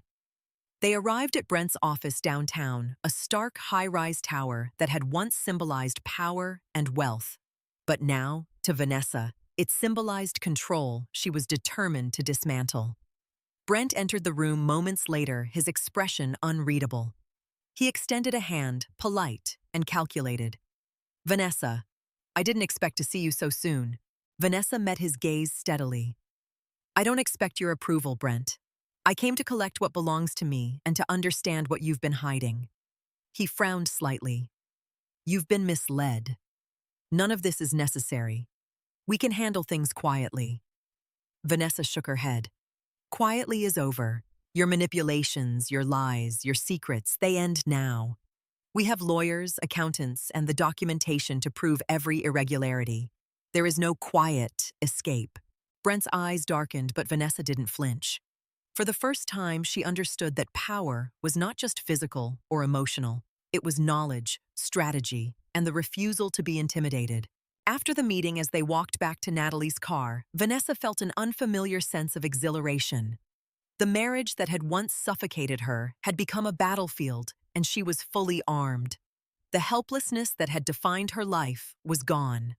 She was no longer begging for love or approval, she was demanding accountability. Sitting in the passenger seat, Vanessa exhaled deeply. It feels good, she said quietly. Natalie smiled. It should. You're finally claiming your life. Vanessa glanced out at the city skyline again, the horizon stretching wide and open. She realized that freedom wasn't just about leaving Brent Holloway. It was about reclaiming her identity, her autonomy, and her self-worth. And for the first time in 15 years, Vanessa Reed felt fully alive. The following week, Vanessa Reed stepped into Brent Holloway's corporate headquarters for the first time in years, not as a compliant wife, but as an adversary, fully aware of the power she had finally reclaimed. The glass and steel building gleamed under the morning sun, but today the structure felt like a stage set for confrontation. Vanessa carried herself with a confidence she had never allowed before.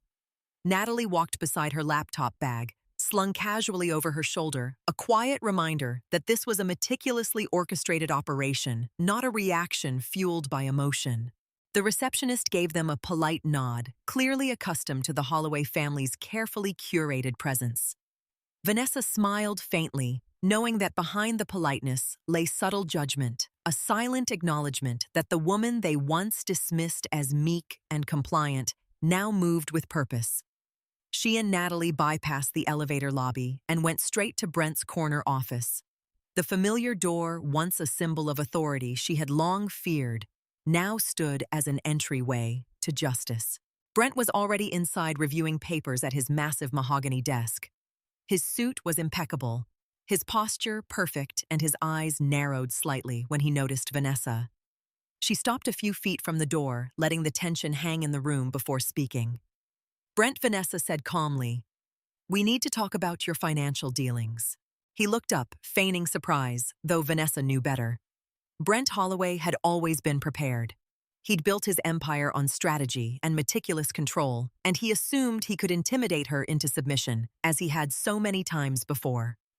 "Vanessa," he said smoothly, "I assume you've had a long chat with your sister. I hope you realize that there's nothing here you can't handle through negotiation." Vanessa's lips curved into a faint, cold smile. Negotiation implies equality. What we're dealing with is transparency. She stepped closer, placing a folder on the edge of his desk. Natalie followed, setting down her own stack of files. Olivia Bennett had meticulously compiled a dossier of every irregularity, offshore transfer, and suspicious account. There were emails in which Brent subtly belittled Vanessa's involvement in the business messages to Chloe Mercer, discussing hidden assets and account statements meticulously linked to shell companies. Vanessa flipped open the folder, revealing spreadsheets, annotated charts, and timelines stretching back nearly a decade. "Let's start with your offshore accounts," Vanessa said, her voice calm but authoritative. We have documented transfers totaling over $5 million, many of which were funneled into entities you controlled without Vanessa's knowledge. Brent's composure faltered for a brief instant, a flicker of unease crossing his otherwise impassive face. He leaned back slightly in his chair, but the tension in his jaw betrayed him. Natalie stepped forward, pointing to a line of transactions. These transfers were recorded months before Vanessa discovered your affair with Chloe. Mercer, Natalie said. It appears these assets were moved strategically to prevent any leverage she might have had. You were planning your exit while maintaining complete control over her finances. Vanessa's chest rose with controlled breath. And you counted on her obedience, her trust, her belief that the marriage was built on love, rather than calculated financial manipulation. Brent's fingers drummed on the desk. You're making a mountain out of a molehill, he said, though his voice carried an edge Vanessa recognized as anxiety. It's not a molehill, Vanessa replied. It's fraud, deception, emotional manipulation. And the evidence speaks for itself. Brent's face darkened further. You think you can destroy me? Vanessa took a deliberate step closer. I'm not here to destroy you. I'm here to reclaim what is mine, what belongs to me legally, financially, and morally. Chloe Mercer, who had been waiting quietly in an adjacent office as part of the legal strategy, orchestrated by Natalie and Olivia, entered the room. Her presence further unsettled Brent. Vanessa noted the subtle way Chloe avoided eye contact, the tension in her posture, evidence that even those who aided Brent were now uncertain.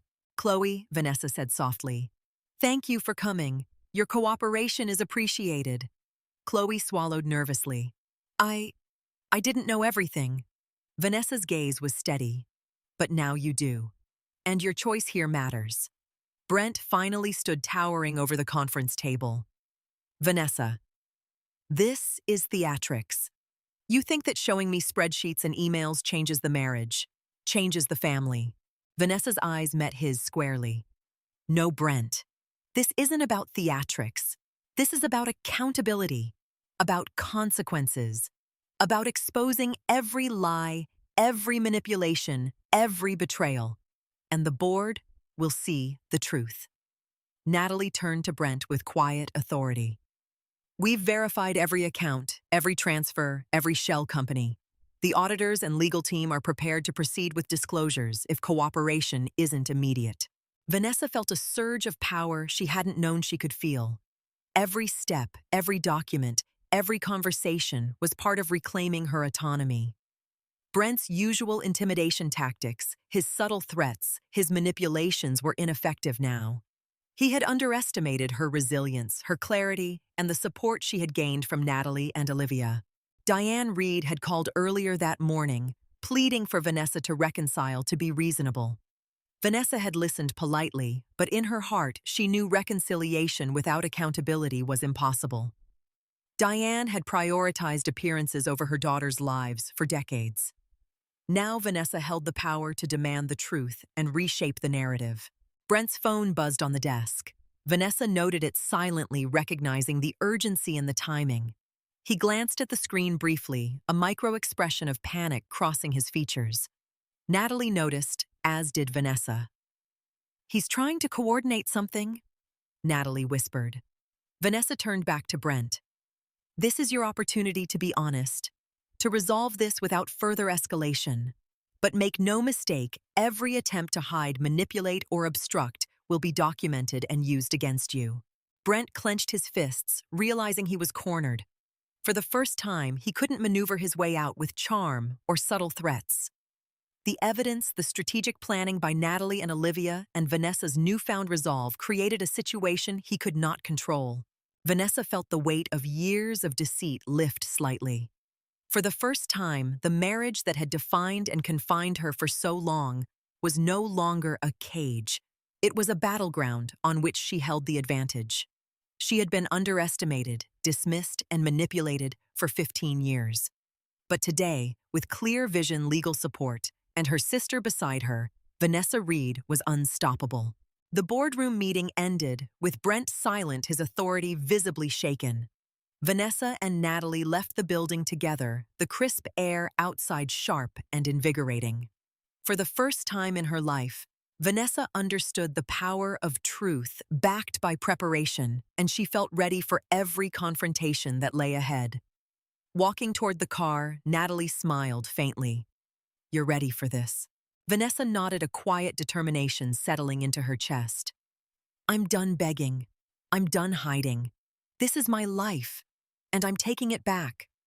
As they drove through the city streets, the skyline glittering in the evening light, Vanessa felt a clarity she hadn't known in decades. The fight was far from over, but she had finally stepped into a position of strength. And with Natalie at her side, she knew she would never face another battle alone. Vanessa Reed was no longer a pawn. She was a force to be reckoned with. And Brent Holloway, along with the Holloway family empire, was about to learn that lesson the hard way. The courthouse smelled like polished wood, old paper, and quiet destruction. Vanessa Reed stood outside courtroom 4B in a cream-colored suit that Natalie had helped her choose 3 nights earlier. Sharp lines, no softness, no vulnerability. Armor. Her hands were steady now. That surprised her. 15 years ago, she married Brent Holloway, believing love meant loyalty, sacrifice, patience. Today, she was walking into court prepared to dismantle the illusion of that marriage piece by piece. Natalie stood beside her, holding a tablet filled with timelines, financial charts, and legal notes. "You okay?" Natalie asked softly. Vanessa exhaled slowly. "No." Then she gave a faint smile. "But I'm ready." Across the hallway, Brent emerged with his legal team. Still polished, still beautiful in the cold, corporate way that made strangers trust him instantly. But something had changed. For the first time since Vanessa met him, Brent looked tired, not emotionally devastated, exposed, and that difference mattered. His eyes locked onto Vanessa immediately. There was no warmth there, only calculation. Brent walked toward her slowly while his attorneys moved ahead into the courtroom. Natalie stiffened beside Vanessa immediately. Protective, instinctive. Brent stopped directly in front of Vanessa. "You really want to do this publicly?" Vanessa looked at him calmly. "You mean publicly, the way you cheated publicly?" His jaw tightened. "This doesn't have to become a spectacle." Vanessa almost laughed. That word again. Spectacle. As though the real tragedy was exposure, not betrayal. "You built your entire life around appearances," she said quietly. "I'm done protecting them." Brent lowered his voice. "If you push this too far, everyone gets hurt." The old Brent. The manipulative Brent. The man who wrapped threats in calm voices and expensive suits. But now Vanessa could hear the fear underneath it. "Good. Everyone already got hurt," she replied. "You just finally lost control of the narrative." For a brief second, real anger flashed across Brent's face. Then it vanished beneath practiced charm. "You've changed." Vanessa met his gaze steadily. "No." "I finally stopped apologizing." Then she walked past him into the courtroom. The hearing began at 9 sharp. Judge Eleanor Whitaker presided with the kind of sharp intelligence that made manipulation difficult. Vanessa appreciated her immediately. Brent's attorney opened first, predictably, carefully, cruelly. "Mrs. Holloway has undergone significant emotional instability in recent months." There it was. Vanessa stared forward without reacting. Natalie had warned her this would happen. Emotionally manipulative men always weaponized women's pain once exposure became unavoidable. She became increasingly paranoid. Brent's attorney continued making irrational accusations tied to family trauma and emotional distress. Vanessa's chest tightened. Not because she believed it, because this exact tactic had worked on her for years. Brent had spent their marriage teaching her not to trust herself. Now he was trying to institutionalize it. Olivia Bennett stood slowly, elegant, calm, dangerous. "Your Honor," Olivia said smoothly, "if uncovering financial fraud, hidden offshore accounts, infidelity, and decades of family deception qualifies as irrational paranoia, then perhaps we should redefine the term." A few quiet sounds moved through the courtroom. Brent's expression darkened instantly. Olivia continued. We would also like to submit evidence showing Mr. Holloway deliberately concealed marital assets while maintaining multiple undisclosed financial structures designed specifically to limit Mrs. Holloway's legal protections. Natalie handed over documents methodically. Bank transfers, property records, corporate shell registrations. Every lie Brent built his empire upon now sat exposed beneath fluorescent courtroom lighting. Vanessa watched him carefully, still calm, still composed. But his fingers tapped once against the table. The tell. The one he couldn't control when pressure finally reached him. Olivia approached the judge. We also have documented communications showing emotional manipulation patterns intended to isolate and destabilize Mrs. Holloway over the course of their marriage. Texts appeared on screen. Messages Brent once convinced Vanessa were normal. You're overreacting again. Stop being emotional. You always create problems. Nobody else thinks this way except you. Vanessa felt something crack quietly inside her chest. Not pain, grief, because seeing manipulation displayed publicly made her realize how much of herself she had abandoned trying to survive him. Judge Whitaker looked sharply toward Brent. These messages are concerning. Brent's attorney immediately stood. Marital disagreements are being framed dramatically. Olivia cut him off instantly. Repeated psychological invalidation combined with financial concealment and documented infidelity creates a very clear behavioral pattern. Your Honor, Natalie glanced toward Vanessa carefully. Proud, steady, family, real family. Not the performance Vanessa spent her entire life protecting. Brent finally stood himself, and somehow that hurt more. Because for one brief second, Vanessa remembered the man she once loved, or thought she loved. I never intended to hurt Vanessa, Brent said calmly. God. He sounded sincere. That was the terrifying part. Men like Brent always believed intentions mattered more than damage. Olivia didn't even blink. Did you conceal offshore assets? Silence. Brent adjusted his cufflinks. Yes. Did you engage in an extramarital affair while lying to your wife repeatedly? His jaw tightened. Yes. Did you intentionally withhold financial information from Mrs. Holloway during the marriage? Yes. Vanessa felt the courtroom air leave her lungs slowly, not because she didn't know, because hearing him admit it publicly felt surreal. 15 years reduced to legal confirmations. Olivia stepped closer. And did you know, before marrying Vanessa Reed, that her biological sister had been secretly given away by her parents? Brent froze. The silence that followed became suffocating. Vanessa's pulse thundered. This mattered, because it proved premeditated manipulation. Brent finally answered quietly. Yes. The courtroom shifted instantly. Judge Whitaker removed her glasses slowly. And you concealed that information for the duration of the marriage? Yes. Vanessa closed her eyes briefly. There it was. The final betrayal laid bare in public record forever.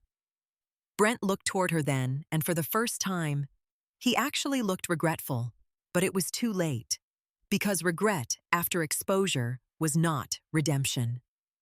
It was consequence. Olivia returned calmly to the table.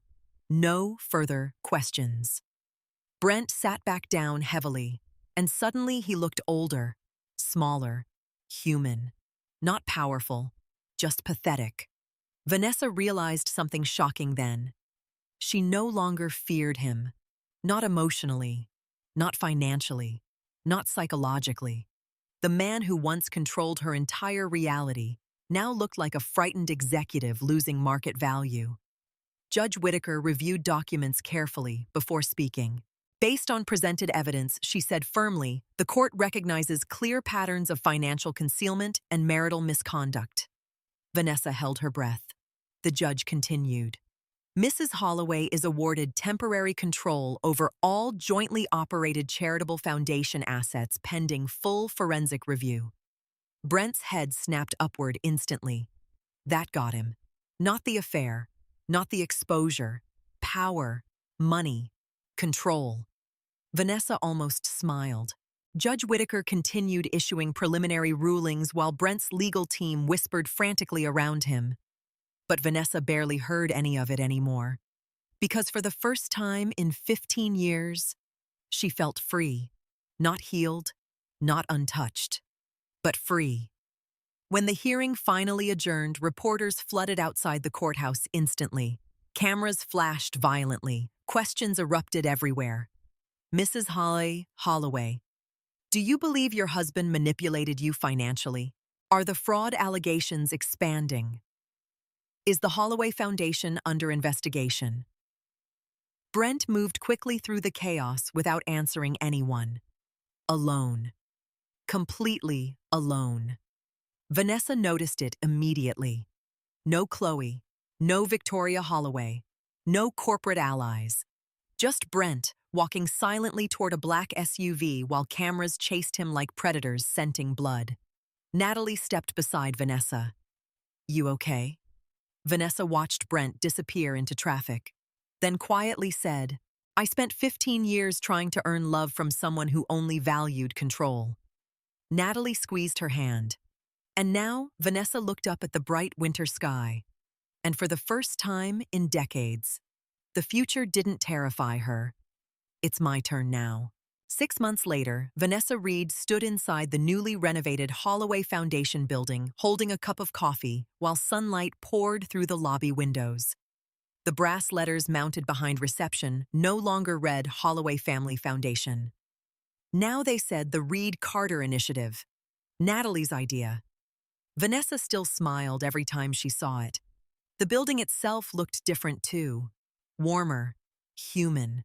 Gone were the cold marble sculptures and intimidating corporate minimalism Brent once loved. Now there were soft reading areas, counseling offices, childcare rooms, legal aid centers. Places designed for women rebuilding their lives after emotional abuse, financial manipulation, and family trauma. Places Vanessa wished existed years ago. A young receptionist approached carefully. There's a woman here, asking for you privately. Vanessa looked up from the paperwork. Who? The receptionist hesitated. She said her name is Diane Reed. The air shifted instantly. Even now, hearing her mother's name still carried emotional weight. Not power anymore, but grief. Complicated grief. Natalie appeared moments later from the conference room carrying legal folders. One glance at Vanessa's face told her everything. She's here. Vanessa nodded slowly. Natalie exhaled. You don't have to see her. But Vanessa stood anyway. No, she said quietly. I think I do. Diane Reed sat alone in one of the foundation waiting rooms wearing a beige wool coat that suddenly made her look much older than Vanessa remembered. Smaller, too. Fragile in a way that felt unfamiliar. For most of Vanessa's life, Diane carried herself like a woman who could control outcomes through perfection alone. Now, perfection was gone, and underneath it stood an aging woman haunted by her own decisions. Diane looked up the second Vanessa entered. Tears immediately filled her eyes. Vanessa. Vanessa stayed standing, not cold, not cruel, just careful. Boundaries. Olivia Bennett once told her, healing doesn't require access. Vanessa finally understood what that meant. Diane's gaze mopped around the foundation slowly. You changed everything. Vanessa nodded. Yes. Her mother swallowed hard. I saw the interview you gave last month. Vanessa remembered it clearly. National television. She spoke publicly about emotional manipulation, hidden family trauma, and financial abuse for the first time. Not vindictively. Honestly.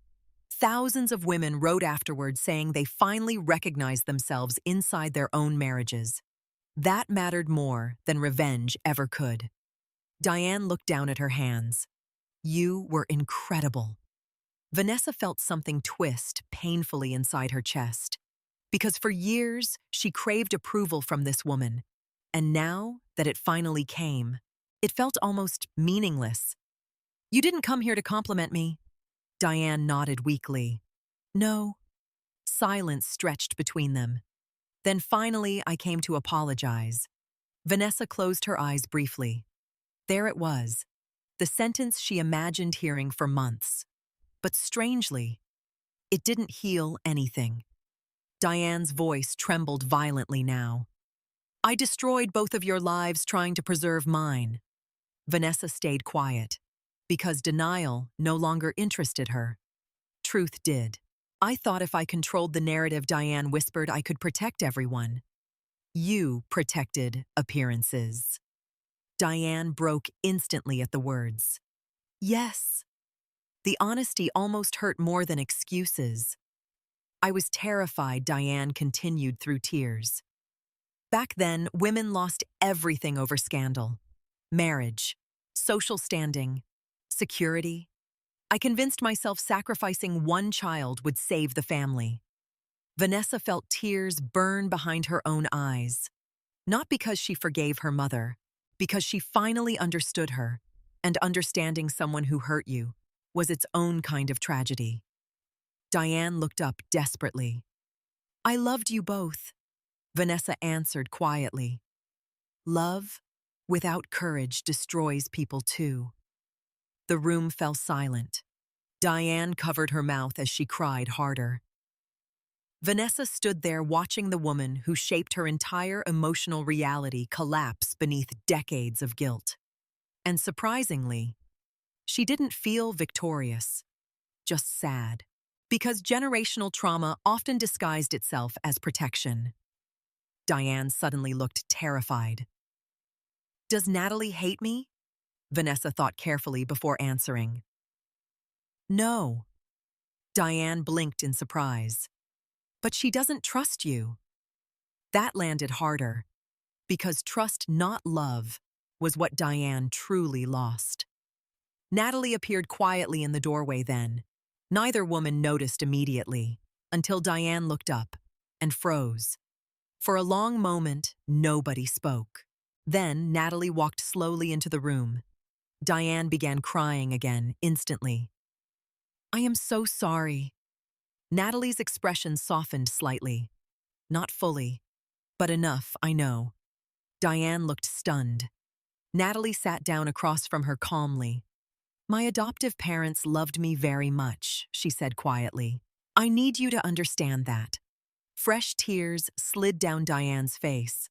I'm grateful for that every day. But Natalie continued carefully. It doesn't erase what happened. Diane nodded weakly. I know. Vanessa watched both women carefully. Two versions of motherhood existing in conflict. The woman who abandoned out of fear, and the woman who chose love without obligation.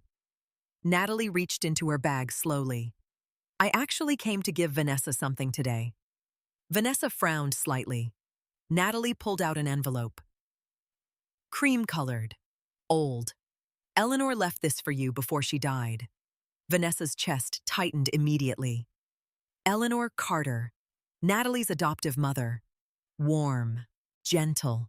The first maternal figure who ever made Vanessa feel emotionally safe. Vanessa took the envelope carefully. Her hands shook, opening it. Inside sat a handwritten letter.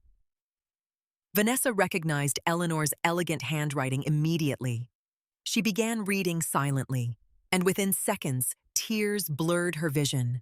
Natalie watched quietly. What does it say? Vanessa swallowed hard, then finally whispered. She said being chosen by love matters more than being connected by blood.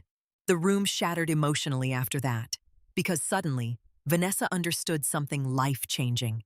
Family wasn't biology alone. Family was safety, choice, truth, consistency, love, without control. Eleanor Carter gave Natalie the emotional security Diane never gave Vanessa. And somehow, instead of bitterness, Vanessa felt gratitude, because at least one of them had been loved properly. Diane quietly stood to leave after a while. She looked exhausted, older, human. Before reaching the door, she turned back toward her daughters. Both daughters. Finally acknowledged openly. "I know I don't deserve forgiveness," Diane whispered, "but I hope someday you both find peace." Vanessa looked at her carefully, then answered honestly, "Peace and reconciliation aren't the same thing." Diane nodded slowly, like she finally understood. Then she left quietly. The room remained silent afterward. Natalie eventually looked toward Vanessa. "You okay?" Vanessa stared down at Eleanor's letter again, then unexpectedly laughed through tears. Honestly, Natalie smiled softly. "Yeah.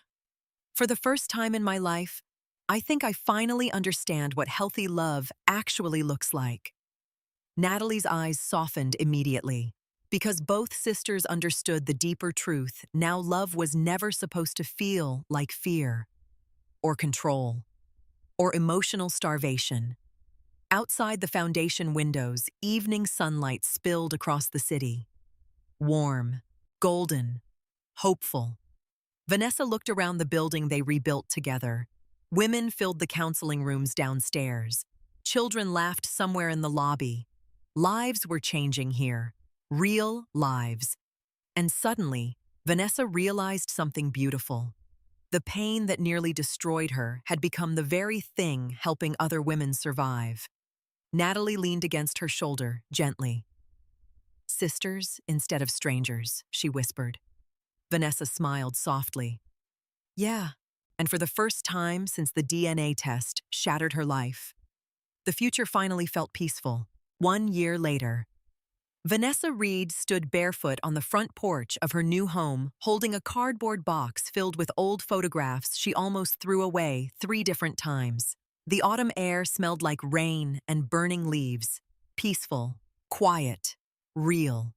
The old Holloway mansion had finally sold 3 months earlier after endless headlines, financial investigations, and whispered gossip across Connecticut's elite social circles. People still talked, of course. They always would. About Brent Holloway's corporate collapse, about the fraud investigation, about the affair, about Vanessa Reed destroying one of the most powerful families in the state. Funny. Nobody called it destruction when she was the one being destroyed quietly for 15 years. Now Brent lived in a luxury condo in Manhattan, far away from the life he once controlled completely. Vanessa heard he still tried dating younger women, still attended networking parties, still pretended nothing really happened. But the difference now, Vanessa no longer cared. That was the real freedom. Not revenge. Indifference. She carried the photo box inside slowly. Her new house wasn't massive or intimidating. No marble staircases. No towering glass walls. Just warmth. Soft cream walls. Bookshelves. Plants Natalie insisted she wouldn't kill. A kitchen actually used for cooking instead of entertaining investors. A home built for living instead of performing. Vanessa placed the box on the dining table and carefully opened it. Most photographs showed versions of herself she barely recognized now. The obedient wife smiling beside Brent at galas.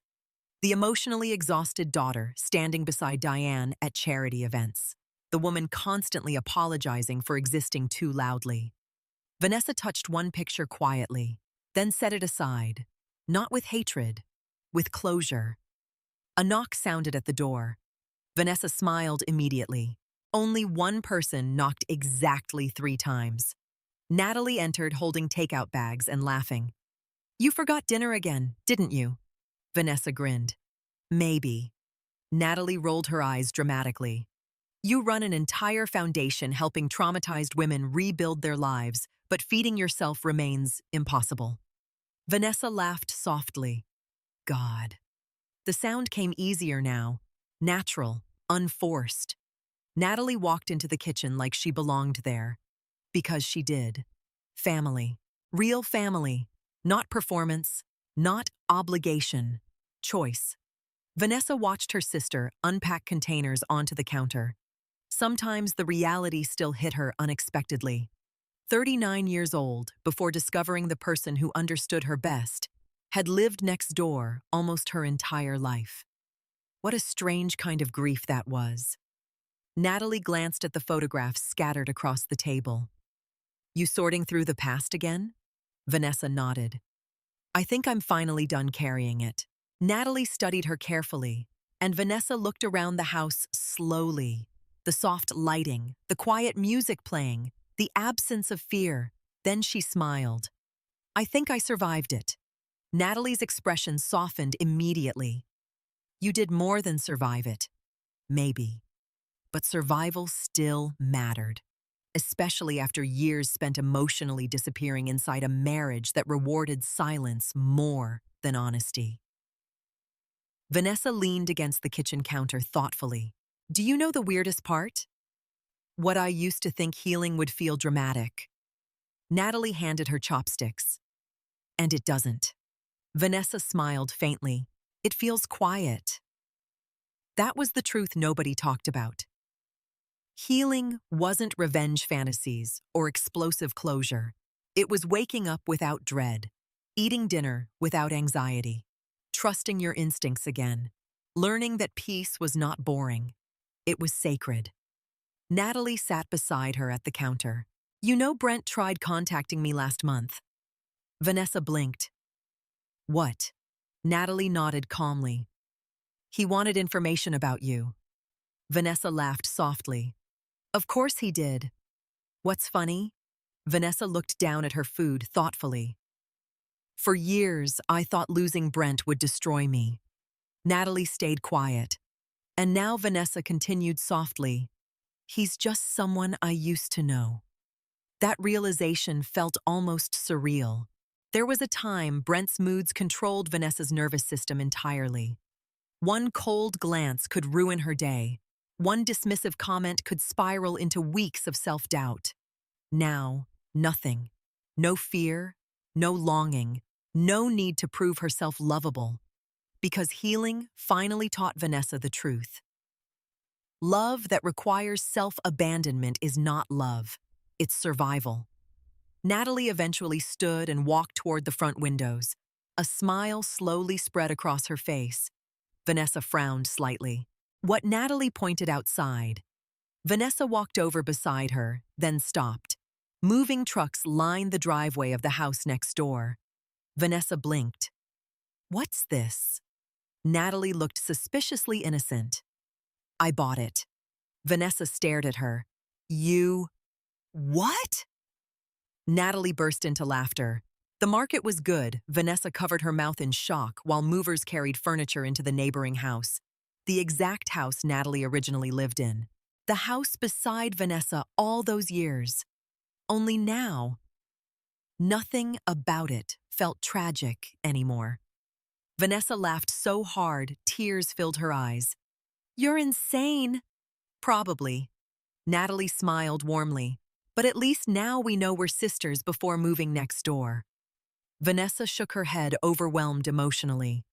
Because somehow life had rewritten the ending she thought was impossible. Not through romance, not through revenge, through truth, through boundaries, through finally being loved correctly. The sun slowly lowered outside, casting golden light across both houses. Side by side, connected, no longer strangers separated by secrets. Natalie looked toward Vanessa quietly. You know what's crazy? What if your mother never lied? Maybe we wouldn't appreciate this as much. Vanessa thought carefully about that.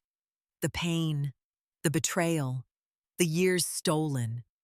Would she erase it if she could? Part of her still whispered yes, but another part understood something deeper now. The truth destroyed her old life, but it also gave her back herself. Vanessa looked toward the neighboring house, glowing softly beneath the autumn sunset. Then quietly whispered, the DNA test didn't ruin my life. Natalie smiled. Vanessa felt tears rise again, but peaceful ones this time. Healing tears, the kind that arrive after surviving something you thought would break you forever. Then she finished softly. It brought me home. For a long moment, neither sister spoke. They simply stood there together, watching the lights come on inside the house next door. warm, safe, real. And for the first time in her entire life, Vanessa Reed no longer felt alone.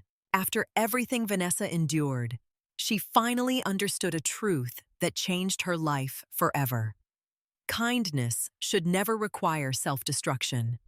Loving someone does not mean shrinking yourself to make them comfortable. And staying silent to protect people who hurt you will only slowly erase who you are, who you.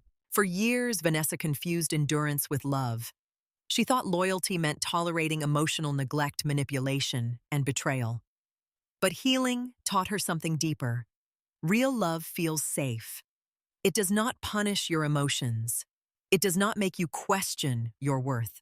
And it never demands that you abandon yourself just to keep the peace. The most painful betrayals in life often come from the people closest to us. Family, partners, the people we trusted to protect our hearts. But sometimes losing the version of your life that was built on lies is the only way to finally build one rooted in truth. Vanessa did not heal because Brent changed. She healed because she did. She stopped begging for honesty from dishonest people. She stopped apologizing for her feelings. She stopped measuring her value through the approval of people who benefited from her silence. And in the end, revenge was never the real victory. Peace was. Boundaries were. Self-respect was. And maybe the most beautiful part of Vanessa's story is this: after decades of feeling emotionally alone, she finally found family, truth, and herself all at the same time. If this story touched you in any way, let me know in the comments. Have you ever discovered a truth that completely changed your life?